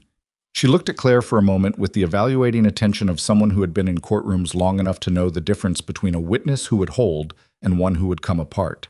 You're going to be asked to testify, she said. I know. It's going to be unpleasant. His attorneys are experienced and they're going to try to make you look like a grief-compromised widow who constructed a narrative to explain a business failure. I've been called worse things than grief-compromised, Claire said, and I've heard the word failure attached to this property for 2 years from people who were engineering the failure. I'll sit in their courtroom. Mercer nodded once. Then she turned to Grant. And you, she said. Walk me through last night. It took another 40 minutes. Mercer went through it the same way, precise, skeptical, flagging anything that left room for interpretation. When Grant described the shed entry, she stopped him. You forced the hasp. Yes. Without authorization. The property owner was inside the shed against her will. I had reasonable belief of immediate threat to a person's safety. You're not law enforcement. No. So you can't invoke exigent circumstances. I'm not invoking anything, Grant said. I'm telling you what happened. Claire Warren was zip-tied to a pipe in her own shed. What you do with that information legally is your area, not mine. Mercer studied him. What did you do before this? She asked. Naval Special Warfare. How long? 14 years. She looked at Torres. Torres said nothing. Mr. Holloway, Mercer said, the defense is going to argue that a former special operations operator intervening in what they'll characterize as a civil property dispute represents an escalation that tainted the subsequent law enforcement response. Let them argue it, Grant said. A woman was zip-tied in a shed. A 9-year-old had been on a road alone for 2 miles. I found what I found, I made a call I trusted, and I called law enforcement before I went near the property. He set his mug down. You want to put me on the stand about that? I'll sit there and say all of it again. Mercer looked at him for a long moment. Then she made a note. We're not putting you on the stand unless we have to, she said. You complicate the narrative. A pause. But your presence last night isn't a problem for us. The chain of evidence runs through Torres, not you. What you did in that shed is a civil matter, not a criminal one, and Hale's attorneys are not going to want to litigate it because it means arguing in open court about why their client's employees had a woman tied up in her own shed. Good, Grant said. What happened to Hale's men when you confronted them on the porch? Mercer said. You were holding the undersheriff's weapon. Backup piece. She gave it to me. Why? Torres answered before Grant could. Because I had the evidence and I needed to get it off the property, and I needed someone who could hold the location without backup for 40 minutes, and Mr. Holloway had the training to do it without getting himself or anyone else shot. She looked at Mercer directly. That's my call. I'll defend it. Mercer made another note. You're going to be asked about it, she said to Torres. I know. The sheriff is going to have opinions. The sheriff can have all the opinions he wants, Torres said. We have what we have. I'm not interested in his opinions about method when the outcome is Victor Hale in a county holding cell and 6 farming families about to get their contracts reviewed. Mercer closed her portfolio. She looked around the kitchen, the old linoleum, the worn counter, the window that looked out over the fields going green in the morning light, with the expression of someone arriving at a conclusion they'd been working toward for the last hour. "The recorder," she said. "Daniel Warren's recording." The kitchen went quiet. Claire's hands tightened around her mug. "It's in the evidence chain," Torres said. "It logged last night at 21:34. "I know where it is," Mercer said. "I'm asking about its contents. Specifically the portion where he describes his concern that the pressure on the farm was connected to his conversations with a county official about the infrastructure permit." She looked at Claire. "He names the official." Claire didn't move. "I didn't know about the recording until last night," she said. "I haven't heard it." "Do you know who he might have been referring to?" A long pause. "There was a man," Claire said, "on this county planning board. Daniel came home from a meeting about 18 months before he died. He didn't tell me what was discussed, but he was quiet after. Daniel wasn't a quiet person." She looked at the window. "I didn't push him on it. I wish I had." Mercer let that sit without filling it. "The name on the recording," Torres said carefully, "connects the infrastructure permit to a planning board member who is currently serving his third term and who, coincidentally, is on the oversight committee for county agricultural assessments." Mercer looked at her. "That's going to expand the case significantly," she said. "I know. That's going to become a state-level investigation." "I know that too." "Torres." Mercer said her name with the weight of someone issuing a warning. "That changes your exposure. You're a county undersheriff who developed a state-level fraud and potential wrongful death case without notifying your own department chain of command." "I notified my chain of command this morning at 6:15, Torres said, "before I came here. Sheriff Grady is aware of the scope as of an hour ago. He's processing it." "How did he take it?" Torres smiled, which was the first time Grant had seen her do it. It was a small, dry smile that said several things at once, none of them particularly warm. "He asked me if I was sure," she said. "And?" "I told him I'd been sure for 4 months, and he was the last person I told." Mercer looked at her for a moment. Then she picked up her portfolio. "I need to make some calls," she said. "Don't leave the county." She looked at Grant when she said it. "I wasn't planning on it," he said. Ellie came down at 9:30. She navigated the kitchen threshold with the automatic, practiced efficiency of someone who had long since mapped every doorway and floor transition in this house. And she stopped at the kitchen table and looked at the empty chairs where Torres and Mercer had been sitting. "They left?" she said. "For now," Claire said. Ellie looked at the counter, at the coffee mug Grant was still holding. "Is it over?" she asked. "Not over," Claire said. "Getting there." Ellie considered this. She'd been asleep for most of the morning conversation, which meant she'd also missed most of the weight of it. The gaps in documentation, the courtroom exposure, the scope expanding outward like a crack in ice, running in directions nobody had fully anticipated. Grant found himself glad about that, and then found himself examining that gladness because it was the kind of thing worth knowing about yourself, who you wanted to protect from what and why. Ranger came in from the back door where he'd been running the fence line, an old habit probably, the kind that stuck, and went to Ellie immediately. She scratched his ears without looking down, the automatic intimacy of two creatures who had established their understanding quickly and thoroughly. "He protected you last night," Grant said. Ellie looked at the dog. "He protected everyone," she said. "That's different." She wasn't wrong. The next 4 days were the slow, grinding work of consequence. Torres came back on day 2 with a state investigator named Reyes, who had the flat, careful affect of someone who had been in rooms with a lot of people who were not telling the truth and had developed the appropriate professional distance from everything.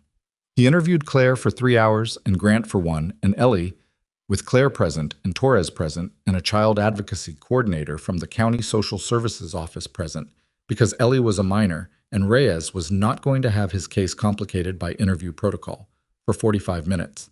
Ellie answered every question. She answered them the way she'd been answering questions from adults her entire life, clearly, specifically, without elaboration or embellishment, describing exactly what she'd seen and heard and done without making it larger than it was. She said she'd been scared. She said she wasn't sure at first if Grant could be trusted. She said the dog had helped with that. She said her mother had told her where the spare keys were since she was 6. Reyes's expression during that last part was the specific expression of a man who had not expected the answer he received and was updating his model accordingly. On day 3, a public defender's office investigator called Claire to ask if she'd be willing to interview about the property assessment practices, separate from the criminal matter, building toward a civil case on behalf of 3 other farming families who had been through similar experiences. Claire said yes before she'd finished listening to the sentence. On day 4, a reporter from the Denver Post called the Warren Farm landline. Claire listened for 20 seconds, said, "I'm not ready for that conversation," and hung up. She did the same thing 4 more times that day. On the 5th call, it was a different reporter, and she said the same thing. Torres called that evening.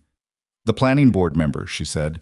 "He resigned this afternoon, ahead of the state investigation formally opening." "Does that help or hurt?" Claire asked. "Helps," Torres said. "Means he's trying to negotiate before charges, which means he's going to give them Hale's full operation in exchange for something, which means the case gets deeper." Deeper how? 3 more farms, and a commercial development permit that was in the final approval stage before we stopped it.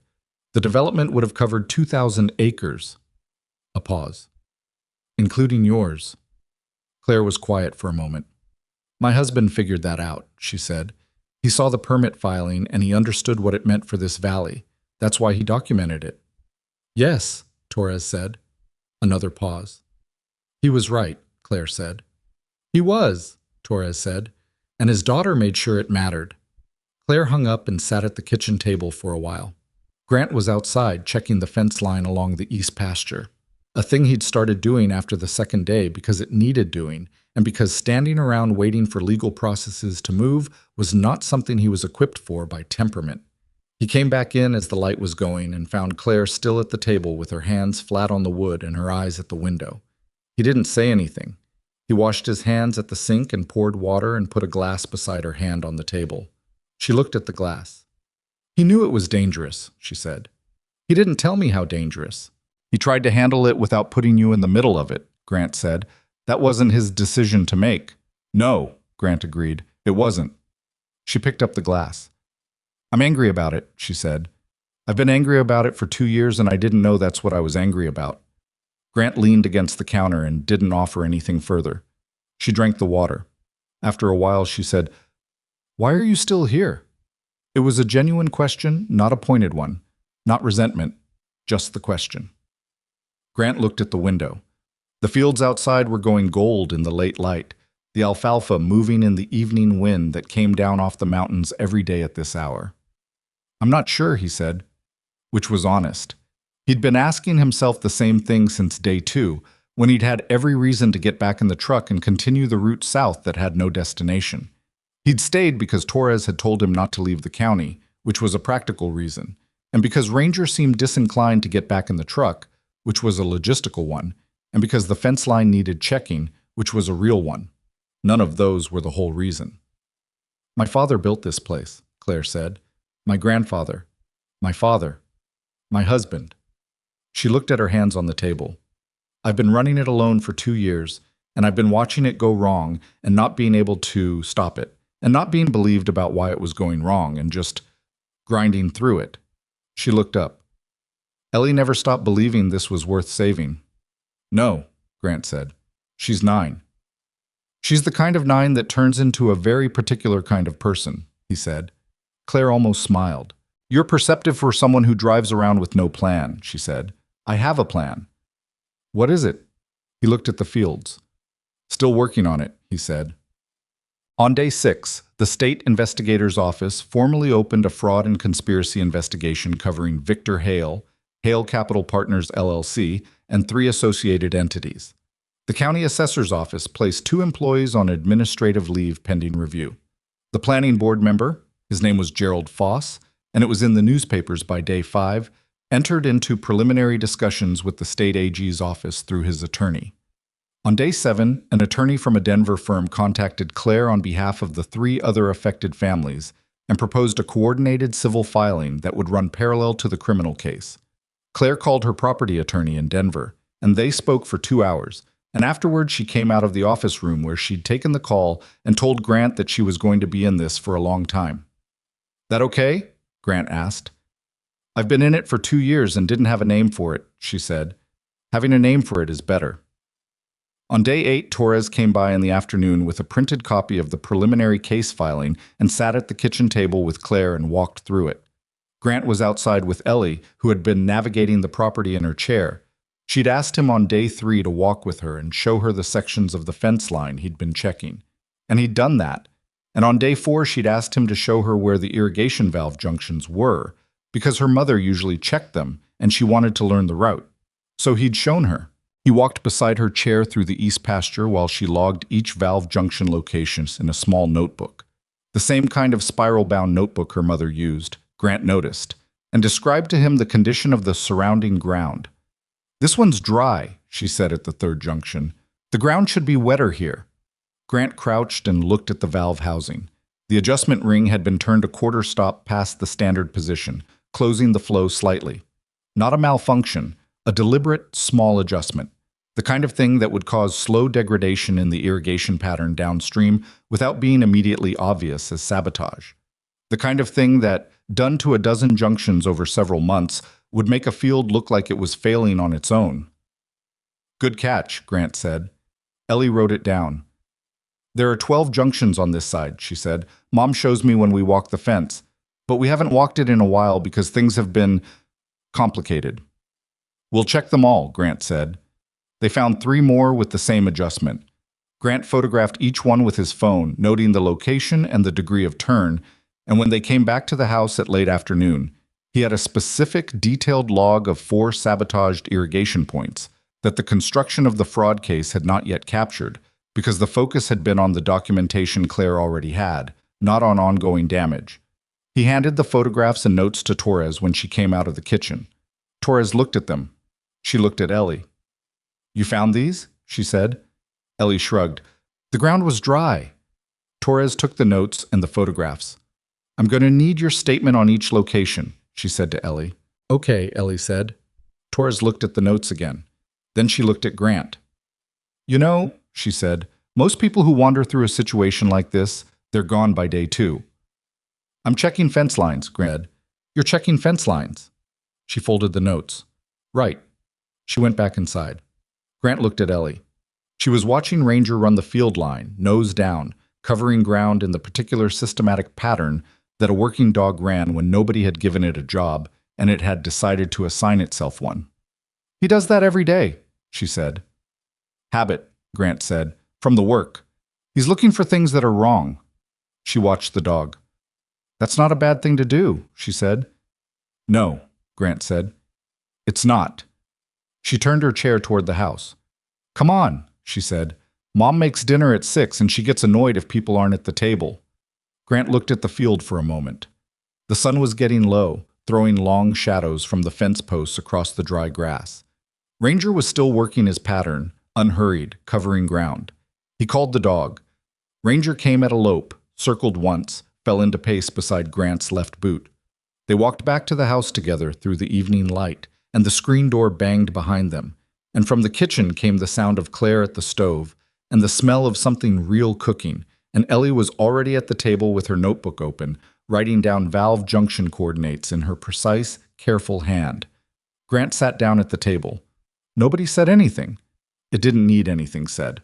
The notebook sat open on the kitchen table after dinner, Ellie's handwriting filling the page in 2 neat columns. Valve junction numbers on the left, condition notes on the right. She'd added a 3rd column sometime between when Grant had sat down and when Claire had put the plates on the table. A severity rating, 1 to 3, based on how much the adjustment ring had been turned from the standard position. Grant had looked at it without comment. Claire had looked at it and said, "Where did the rating system come from?" "I made it up," Ellie said. 3 means worst. 1 means they probably just need to be reset. Claire had looked at the column for a moment. "That's how I rate the water pressure readings," she said. 1 to 3. "I know," Ellie said. "I've seen your log."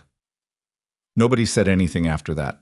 Claire put the food on the table and they ate, and the screen door let in the evening air, and Ranger worked through his bowl in the corner with the efficient, unceremonious speed of a dog that had learned early that meals were not guaranteed events and should not be treated casually. That was day 8. By day 14, the irrigation system had been fully walked and documented. Grant had reset 11 of the 12 adjusted valves himself, working from Ellie's notebook, learning the layout of the property the way he'd learned the layout of operational environments, methodically, on foot, by repetition until he could move through it in the dark without thinking. The 12th valve required a replacement fitting that Claire ordered from the agricultural supply in Gunnison, and it arrived on day 16, and Grant installed it in 40 minutes with a pipe wrench from the equipment shed and Ellie beside him, reading the fitting specs off the supply receipt. Because the print on the part itself was too small to read without glasses, Grant didn't have. 1/2-inch male to 3/4 female, she said. Yeah, Grant said, fitting it. You're threading it wrong. He stopped, looked at the fitting. She was right. He reversed the approach, and it seated cleanly, and he tightened it down, and when he opened the upstream valve, the pressure gauge downstream came up to the correct range, and the field beyond the junction went from dry-edged brown to the darker color of ground, actually receiving water. They both looked at it for a moment. How do you know fitting specs? Grant asked. Dad taught me to read hardware receipts, she said. He said it was more useful than reading menus. Grant wiped his hands on his jeans. Smart man, he said. Ellie looked at the field. Yeah, she said. The first court date was set for 6 weeks out. Mercer called Claire to walk her through what it was and wasn't. An arraignment, not a trial, the beginning of a long process rather than a resolution. She said it with the particular care of an attorney who had learned that clients sometimes arrived at first court dates expecting finality and left devastated by the reality of how slowly the machinery moved. Claire told her she understood. She'd understood for a while. What she hadn't expected, what neither of them had fully anticipated, was the call that came 3 days before the arraignment from a woman named Ruth Garza, who farmed cattle on the western edge of Fremont County and whose family had sold their property 7 months ago under what she now understood to be the same coordinated pressure that had been applied to Claire Warren and 5 other families. She'd already sold.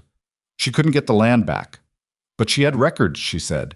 She'd kept everything because her husband had told her to keep everything always. That was his rule. And she hadn't known why it mattered until she saw the Denver Post story that had run 4 days earlier. The story Claire had refused to talk to for 2 weeks, and then, after a conversation with Torres, had agreed to speak to carefully and on specific terms. The story had run with Claire's name and a single quote and a photograph of the farm taken from the road. The quote was, "This land belonged to my family for 3 generations. I wasn't going to be the one who let it go." Ruth Garza had read that and called the number in the article.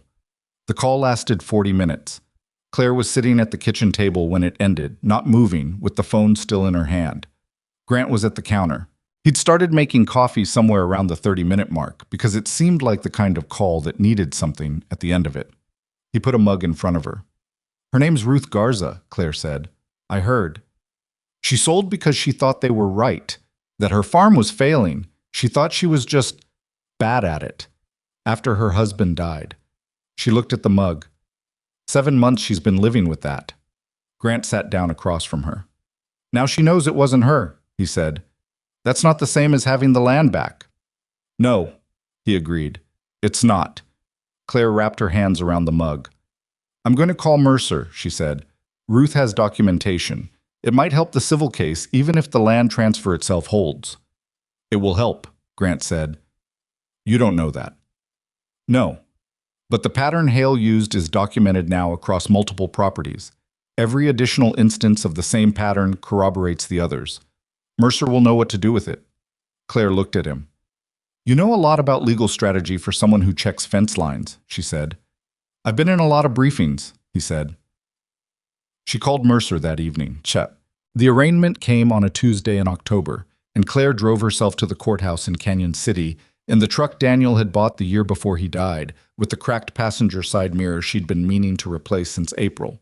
She wore a gray blazer over a collared shirt and her good boots, and she looked like herself, which was what she'd decided when she'd stood in front of the bathroom mirror that morning, that she was going to look exactly like herself, not like a grieving widow or a sympathetic victim or a careful witness. Like Claire Warren, who ran 412 acres of Fremont County rangeland and was going to keep running it. Ellie stayed at the farm with Grant and Ranger. It had not been Ellie's idea. Claire had made the decision the night before, and Ellie had argued it briefly and precisely. She was part of this. She'd been part of it from the beginning. She had a right to be there. And Claire had listened to all of it without interrupting and then said, "You're right about all of that. You're also 9. I'll tell you everything when I come home." Ellie had looked at her for a moment. "Okay," she'd said, which was not acceptance exactly. It was the pragmatic concession of a person who understood when a decision was made and when it wasn't, and this one was made. In the morning, she went out with Ranger to walk the south fence line, which she'd been doing every other day since they'd started the valve project, and Grant stayed close enough to be there if the terrain got rough and far enough that she wasn't performing for an audience. She moved through the property the way she always did, not fighting the chair against the terrain, reading it, taking the lines that worked, adjusting without making a production of adjusting. Ranger ran ahead and doubled back, running his own pattern alongside hers, the two of them covering ground in an overlapping rhythm that looked from a distance like something choreographed. It wasn't. It was just two creatures who had learned each other's habits. At the far south corner, where the fence line met the dry creek bank, Ellie stopped and looked at the land spread out to the north.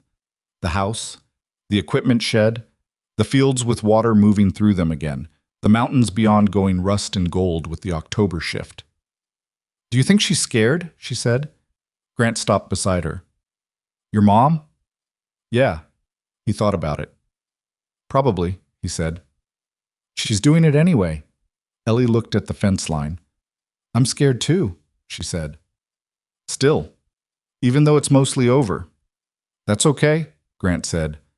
"It doesn't go away?" He looked at the mountains. "It gets quieter," he said. "You learn to do things with it in the room." She absorbed this. "Is that what you do?" she said. "Working on it," he said. She looked at him with that particular measuring attention she had, the one that saw through the version of a thing you were presenting and went straight to the actual structure underneath. "You were scared that night too," she said. "Yes." "You didn't show it." "I was showing it to Ranger," he said. She almost laughed. It came out small and surprised, the laugh that happened when something caught you off guard. She turned her chair back toward the house. "Come on," she said. "Mom should be back by 2. Claire came back at 1:47. She came through the back door and put her keys on the counter and stood at the sink and ran the cold water over her wrists for a minute, which was something Grant had seen her do after difficult calls and difficult conversations. Not distress exactly, more like resetting, the physical version of clearing a screen. She turned off the water. "He entered a not guilty plea," she said, "which is what they expected. The next date is in 12 weeks. Ellie was at the table. "Is that bad?" she said. "It's how it goes," Claire said. "It's going to go for a long time." She dried her hands. His attorney argued for reduced bail based on community ties and the claim that the evidence is circumstantial. Mercer opposed it. The judge kept the original bail. "Good," Ellie said. "It's not a win," Claire said.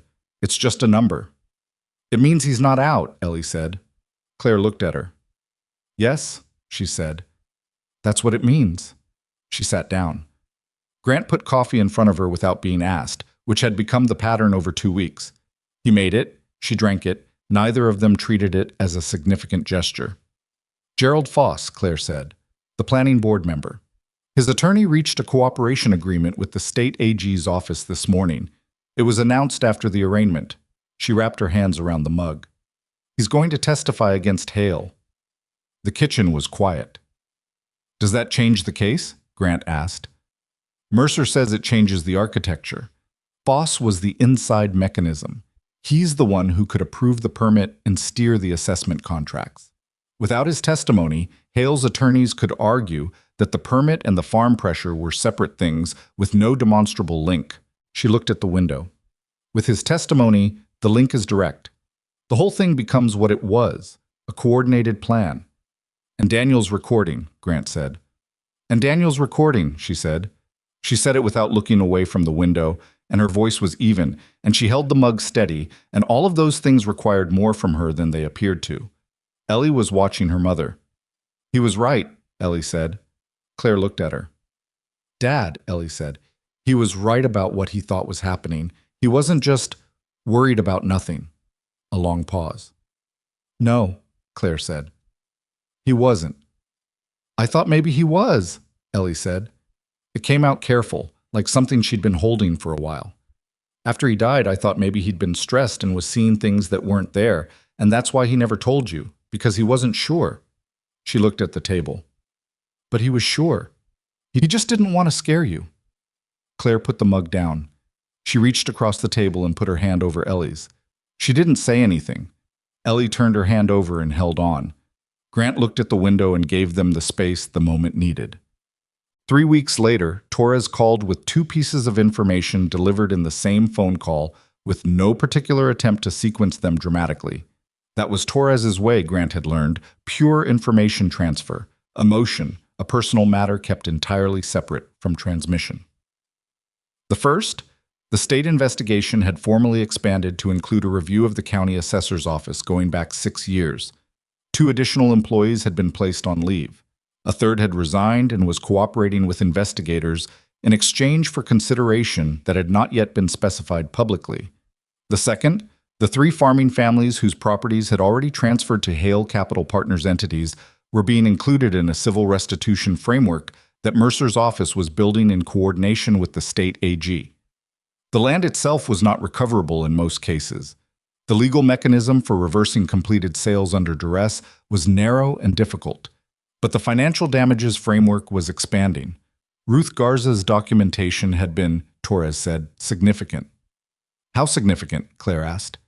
It fills a gap in the pattern between 2021 and 2022 that we were having trouble accounting for, Torres said. Her records show the inspection manipulation started earlier than we could demonstrate from your documents alone. It establishes that the methodology was systematic, not situational. A pause. Mercer said tell you it mattered. Tell Mercer I'll pass that on to the person who found Ruth Garza, Claire said. Torres was quiet for a moment. The Denver Post reporter called again, Torres said. She wants a follow-up. I told her I'd pass it along. I know, Claire said. I'll call her. She called the reporter that afternoon and spoke for an hour, carefully, with the list of things she would and wouldn't say. Committed to memory. The way she committed the valve junction coordinates to memory. Practically, specifically, because it mattered and she was going to get it right. She talked about the farm. She talked about the documentation. She talked about what it meant to be told, repeatedly and by people with official standing, that the thing you knew was happening wasn't happening. She didn't talk about Daniel's recording. Mercer had said no on that, and Claire agreed with the reasoning. She did talk about Ellie, not by name. The reporter had asked, and Claire had said no on the name. But she talked about the morning she'd sent her daughter out the back door with a pouch of documents and a key, and what it had meant that Ellie had gotten 2 miles down a county road before she found someone who would stop. What do you want people to understand about that? The reporter asked. Claire thought about it. That the person everyone thinks needs to be protected is sometimes the person doing the protecting, she said.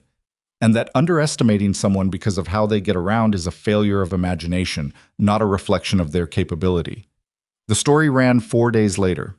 It was the longest piece the reporter had written, and it ran with a photograph of the farm at sunrise. Claire had given permission for that, a photographer spending an hour at the property at 5:30 a.m., with the fields going pink and gold and the equipment shed in the background and the fence lines running clean and straight into the distance. The headline was simple: The farm they tried to take. It ran on a Thursday.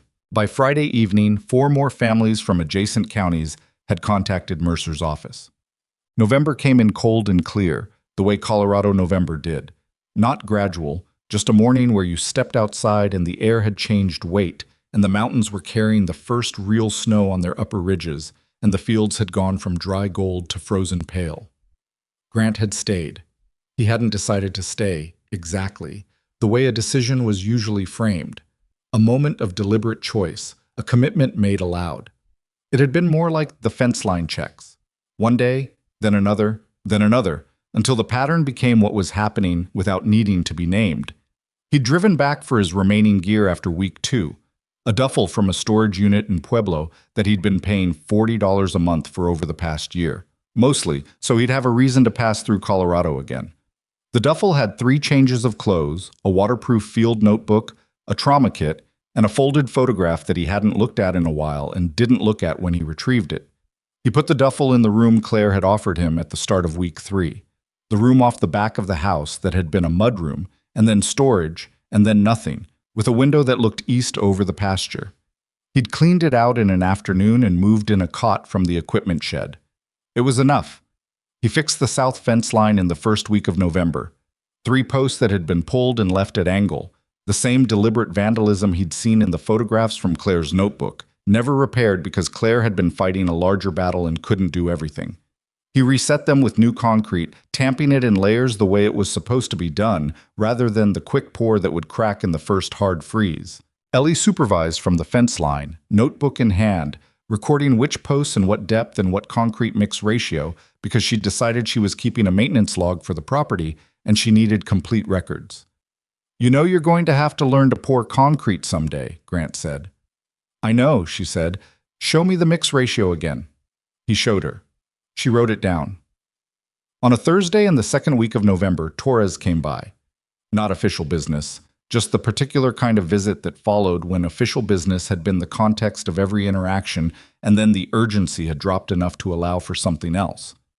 She brought a file folder that she left on the kitchen table and then sat down and had coffee and didn't immediately talk about the case. They talked about the farm, about what it would take to get the cattle operation restarted in the spring, which Claire had been thinking about carefully. Torres knew someone who had livestock at a reasonable price, a ranch in Chaffee County that had oversupplied for the year and was looking to move cattle before winter feeding costs peaked. "I can make a call," Torres said. "I don't need charity," Claire said. "It's not charity. It's a market price from someone who needs to sell as much as you might need to buy." Claire looked at her coffee. "Make the call," she said. Torres made the call that afternoon, and the result was a conversation that stretched into the following week and produced an agreement for 18 head at a price that made Claire sit back in her chair when she worked the numbers. She called Torres. "That's under market," she said. "It's where the market is when you actually know someone," Torres said. "Welcome to how things get done out here." "I've lived out here my whole life," Claire said. "I know," Torres said, "but you were doing it alone." Claire didn't answer that immediately. "Thank you," she said. "Don't," Torres said. "You built the case. I just had the badge." The file folder Torres had left on the table contained a copy of the formal state investigation scope document. Not confidential, it had been filed publicly, but Torres had thought Claire should have a physical copy with the relevant sections marked. Claire read it that evening at the table while Grant worked on the cot frame in the back room, which had developed a squeak, and Ellie was at the other end of the table doing schoolwork on a tablet. The scope document was 32 pages. Claire read all of them. When she finished, she closed the folder and sat back and looked at the ceiling for a while. "They're naming 6 properties," she said, "in the scope." Ellie looked up from her tablet. "Ours is 1, Claire said. "But the way it's written, the framework for demonstrating the pattern, it centers on the documentation methodology, the before and after photography, the independent testing, the cross-reference dates." She looked at the folder. "They're using our documentation as the template." "Because it's the most complete," Ellie said. "Yes." "Because you kept everything," Ellie said. "I kept everything," Claire said. "And your father kept everything." A pause. "And you carried it 2 miles down a county road." Ellie looked at her mother. "It wasn't that far," she said. "It was 2 miles," Claire said. "My arms were tired," Ellie said, "but it wasn't that far." Grant came to the doorway. He'd fixed the squeak. He leaned against the frame and looked at the 2 of them at the table, the woman who had spent 2 years fighting something invisible and the girl who had always known it was real. And he thought about the photograph in his duffel and about 14 years of service and the year of highway since. And he thought about the specific, unglamorous nature of the thing that made a life mean something, which was almost never the moment of action and almost always the accumulated weight of the days before and after it. "Done," he said. "Thank you," Claire said. He went to the counter and poured water. From outside, across the frozen pasture, Ranger's bark came once and then stopped. Not alarm, just announcement. The bark he made when something moved at the fence line and he wanted it noted. He barked, and then he was quiet. which meant it was nothing, just the night settling. The trial date was set for the following spring. In the weeks before Christmas, 4 things happened in sequence. Gerald Foss's cooperation agreement was formalized and his testimony schedule confirmed, which Mercer described as the structural spine the prosecution had needed. The state AG's office filed a supplementary civil complaint that included Ruth Garza and 2 additional family plaintiffs. A federal land use office opened a separate inquiry into the infrastructure permit that Daniel Warren had identified, which expanded the case beyond Colorado's jurisdiction in ways that would take years to fully understand. And Claire Warren received a call from the Fremont County Agricultural Extension Office, which had seen the Denver Post story and wanted to discuss a pilot program for rural property documentation support, essentially a formalized version of what Claire had done on her own, offered to other isolated farming families who might not know they needed it. Claire said she'd think about it. She thought about it for 2 days. She called them back and said yes. She told Grant about it at dinner. "They want me to consult on the framework," she said, "how I organize the documentation, what to photograph and when, how to establish independent verification chains that hold up legally." She pushed a piece of bread across her plate. "I don't know anything about consulting." "You know everything about what you did," Grant said. "That's different." "Is it?" She looked at him. "You're annoyingly reasonable sometimes," she said. "I've been told." Ellie was quiet at her end of the table. "Can I help?" she said. Both adults looked at her. "With the documentation framework," she said. "I've been keeping the maintenance log, and I know how Mom organized the valve records. I could help explain it to other people." Claire studied her for a moment. "You're 9, she said. "In March I'll be 10, Ellie said. "That's not how—" Claire stopped. She looked at her daughter. "We'll see," she said, which was not no. Christmas came and went quietly, the way it did on working properties where the animals didn't observe the calendar, feeding schedules, water checks, the small daily machinery of keeping living things alive and healthy. The 18 head of cattle had arrived in the second week of December and been settled into the south pasture behind the repaired fence, and they required the particular unglamorous attention of cattle in winter. Hay twice a day, water troughs checked morning and afternoon for freezing, a visual health assessment that Claire did by habit, without apparent effort, moving through the herd with the unhurried confidence of someone who had been reading cattle since childhood. Grant learned to do the morning feeding, not because Claire needed him to, because he was there and it needed doing and he was better at the work after doing it than before, which was the only metric he'd ever applied to things. Ellie learned to do the afternoon water check on the south trough, which was reachable on a compacted gravel path that Grant had extended from the existing yard surface, 2 weekends of work, a borrowed compact roller from Pruitt, Ellie telling him where the grade needed adjustment so the chair didn't fight the approach. She rolled the path daily, and she checked the trough, and she logged the temperature and the water level in her maintenance notebook, and when the level dropped without explanation for 3 consecutive days. In late January, she traced it to a slow leak in the float valve connection and reported it at dinner with the specific diagnostic description of someone who had been looking at the same data long enough to see the pattern. Grant fixed it the next morning.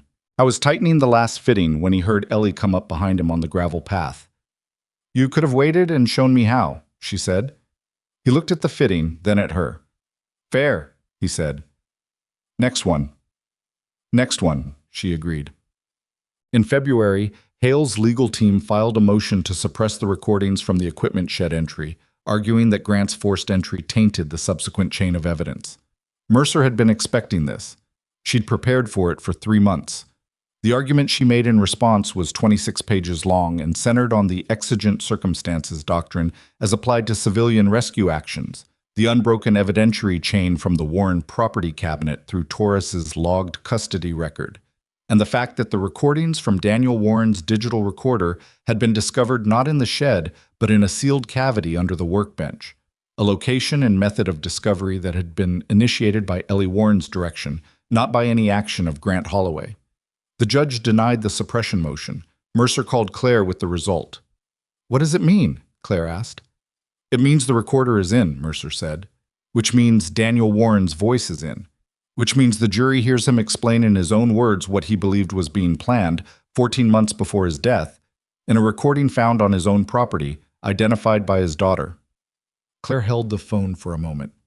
Okay, she said. Okay. March. Ellie turned 10 on a Thursday in the first week of March, and Claire made the cake she always made. Yellow, 2 layers, the frosting inexact in the way home frosting always was, with a slight lean to the right that Ellie pointed out every year and that Claire said was a design feature and that Ellie said was a structural defect. It was a good argument. They'd been having it since Ellie was 5. Grant had driven to Gunnison the day before and come back with a new spiral-bound notebook, larger than the ones Ellie used for the maintenance log, with a hard cover, the kind that lasted, and a decent folding rule that was better than the worn fabric tape measure she'd been using for marking fence post intervals. She opened the notebook and looked at it. Then she looked at the folding rule. For the maintenance log, she said. For whatever you're documenting, he said. She ran her thumb along the cover. Thank you, she said. Not the automatic reflex thank you of a child acknowledging a gift. The considered kind, which meant something. Happy birthday, he said. Claire cut the cake. Ranger sat beside Ellie's chair and held his position with the attentive dignity of a dog who understood that patience around food was a virtue and was demonstrating it pointedly. He can have a piece, Ellie said. He can have a small piece, Claire said. Medium, Ellie said. Small. He walked the full south fence line this morning. Claire looked at Grant. Medium, she said.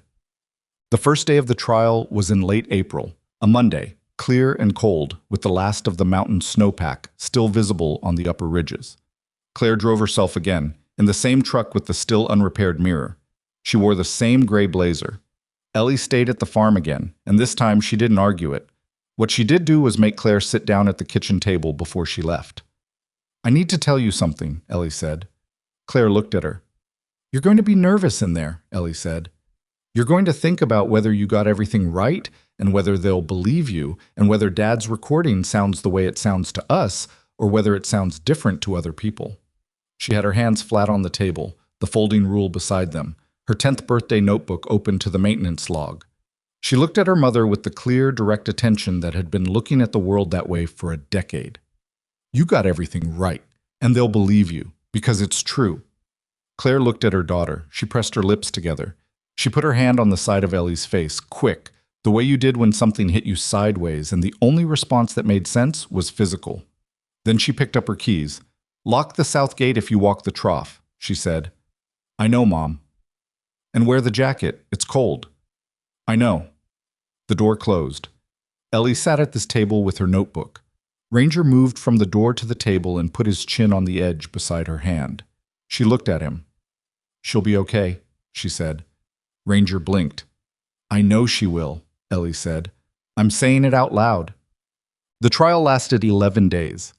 Grant drove Ellie to the courthouse on day 4 when Claire was scheduled to testify. Torres had called the night before to say it was an open courtroom proceeding and there was no legal bar to Ellie being present. Claire had said she'd leave it to Ellie. Ellie had said yes before Claire finished the sentence. She wore her good jeans and a navy shirt, and she sat in the gallery beside Grant with her hands on the armrests of her chair, and she watched her mother take the stand and settle herself, and look at Mercer and begin to answer questions in the same clear, precise, specific way she answered every question about the farm. As someone who knew the subject from the ground up, from experience, from years of physical engagement with every acre and valve junction and fence post and animal on the property. She was not a smooth witness. She said twice that she wasn't sure about a date and asked to see the documentation before confirming. She said once that she didn't understand the question and asked Mercer to rephrase it, which Mercer did, and then Claire answered it. Hale's attorney cross-examined her for an hour and 40 minutes. He tried the grief angle, gently, carefully worded, the implication that a woman who'd lost her husband was predisposed to find external explanation for failure. Claire looked at him and said, My documentation of the equipment tampering predates my husband's death. The first independent water test was in March of that year. He died the following November. She said it without heat. The timeline is in the record. He tried the isolation angle, suggesting that without professional agricultural management, her records were the interpretation of an untrained observer. I grew up on this property, she said. I've operated it for 19 years. I have 3 years of maintenance records that show the equipment in the condition I maintained it and I have the inspection reports that show conditions inconsistent with those records. And I have independent laboratory analysis that conflicts with the inspection findings. Tell me which part of that requires professional management to document." The attorney moved on. Ellie, in the gallery, had her maintenance notebook in her lap. Not because she was taking notes, because she'd brought it the way a person carried something that meant they came from somewhere. Grant sat beside her and didn't say anything, which was what the moment required. When Claire stepped down from the stand after cross-examination, she walked past the gallery on her way back to the prosecution table, and she looked at Ellie for exactly 2 seconds. Just the look, nothing added to it. And Ellie looked back, and then Claire kept walking. That was enough. The verdict came on a Friday afternoon in early May, and it was guilty on 11 of 14 counts, including fraud, conspiracy, and 1 count of evidence tampering relating to the manipulation of the county assessment contracts. 3 counts were dismissed on procedural grounds that Mercer had anticipated and considered an acceptable outcome given the strength of the remaining case. Victor Hale stood at the defense table and received the verdict with the particular stillness of a man who had spent 6 months believing a different outcome was possible and was now revising that belief in real time. He was facing 18 to 24 months minimum on sentencing, with additional civil exposure from the coordinated family suit that was still working through the court system and would continue for years. Gerald Foss had already received his arrangement: 3 years probation, significant fines, permanent bar from public office. He'd stood in a courtroom in March and explained in specific, methodical detail how the permit approval had been structured, how the assessment contract steering had worked, and what he understood about the relationship between the 2 operations. He'd answered every question. He'd looked at the wall behind the judge when he did it. Torres was in the courthouse for the verdict, standing at the back of the gallery. After the courtroom cleared, she found Claire in the hallway outside. "You did the hard part," Torres said. "So did you," Claire said. They looked at each other for a moment with the particular respectful distance of 2 people who had built something difficult together and understood each other better than they'd probably expected to. "The documentation framework," Torres said. "The extension office pilot. Have you started it?" "We've had 2 meetings," Claire said. "Ellie comes to the second one." Torres raised an eyebrow. "She turned 10 in March," Claire said. "She has opinions about the valve rating system." Torres almost laughed. She didn't quite, but she came closer than Grant had seen. May brought the farm back. It happened the way real things happened. Not in one moment, not in a scene, but incrementally, in the accumulation of days where the work was done and the results arrived at their own pace. The alfalfa came in green and dense in the irrigated fields, the water running clean and consistent through the repaired and reset valve system. The cattle moved through the south pasture in the slow, unhurried way of animals that had adequate space and feed, their numbers already up by 3 because 2 cows had calved in April and 1 in early May, and all 3 calves were healthy. The fence lines held. The equipment shed was reorganized in 2 weekends, Grant and Claire and Ellie, working through the accumulated disorder of a shed that had been a crime scene and an evidence location and hadn't been properly organized in over a year. They threw out what was broken past fixing, serviced what needed servicing, hung the tools back on the pegboard in the order Claire had always kept them, and at the end of the second weekend the shed smelled like clean metal and machine oil and looked like what it was, a working farm's functional heart. Ellie photographed it. "For the maintenance record," she said. Grant looked at the photograph on her tablet. "That's a good baseline," he said. One evening in the second week of May, Grant walked the east fence line at dusk the way he'd been doing since November. Not because it needed walking every day, but because it was the hour when the light hit the property in a way that made the whole of it visible at once. The fields and the fences and the house with its lights coming on. And Ranger running his pattern through the alfalfa, nose down, working. He stopped at the far east corner and looked at it all. I thought about 14 years of service and the year of highway after it, and the day he'd hit the brakes on Route 9 because his dog had told him to. He thought about what it meant that the thing you'd been good at, the specific acquired skill of moving through dangerous situations and keeping people alive, turned out to translate into something as unglamorous as checking fence posts and fitting pipe and standing on a porch with a borrowed sidearm at 9 o'clock on a September night. He thought about the photograph in his duffel, which he still hadn't looked at. He went back to the house, and he went to the back room, and he opened the duffel, and he took out the photograph. It was him and 4 other men, overseas, somewhere that was brown and bright and very far away.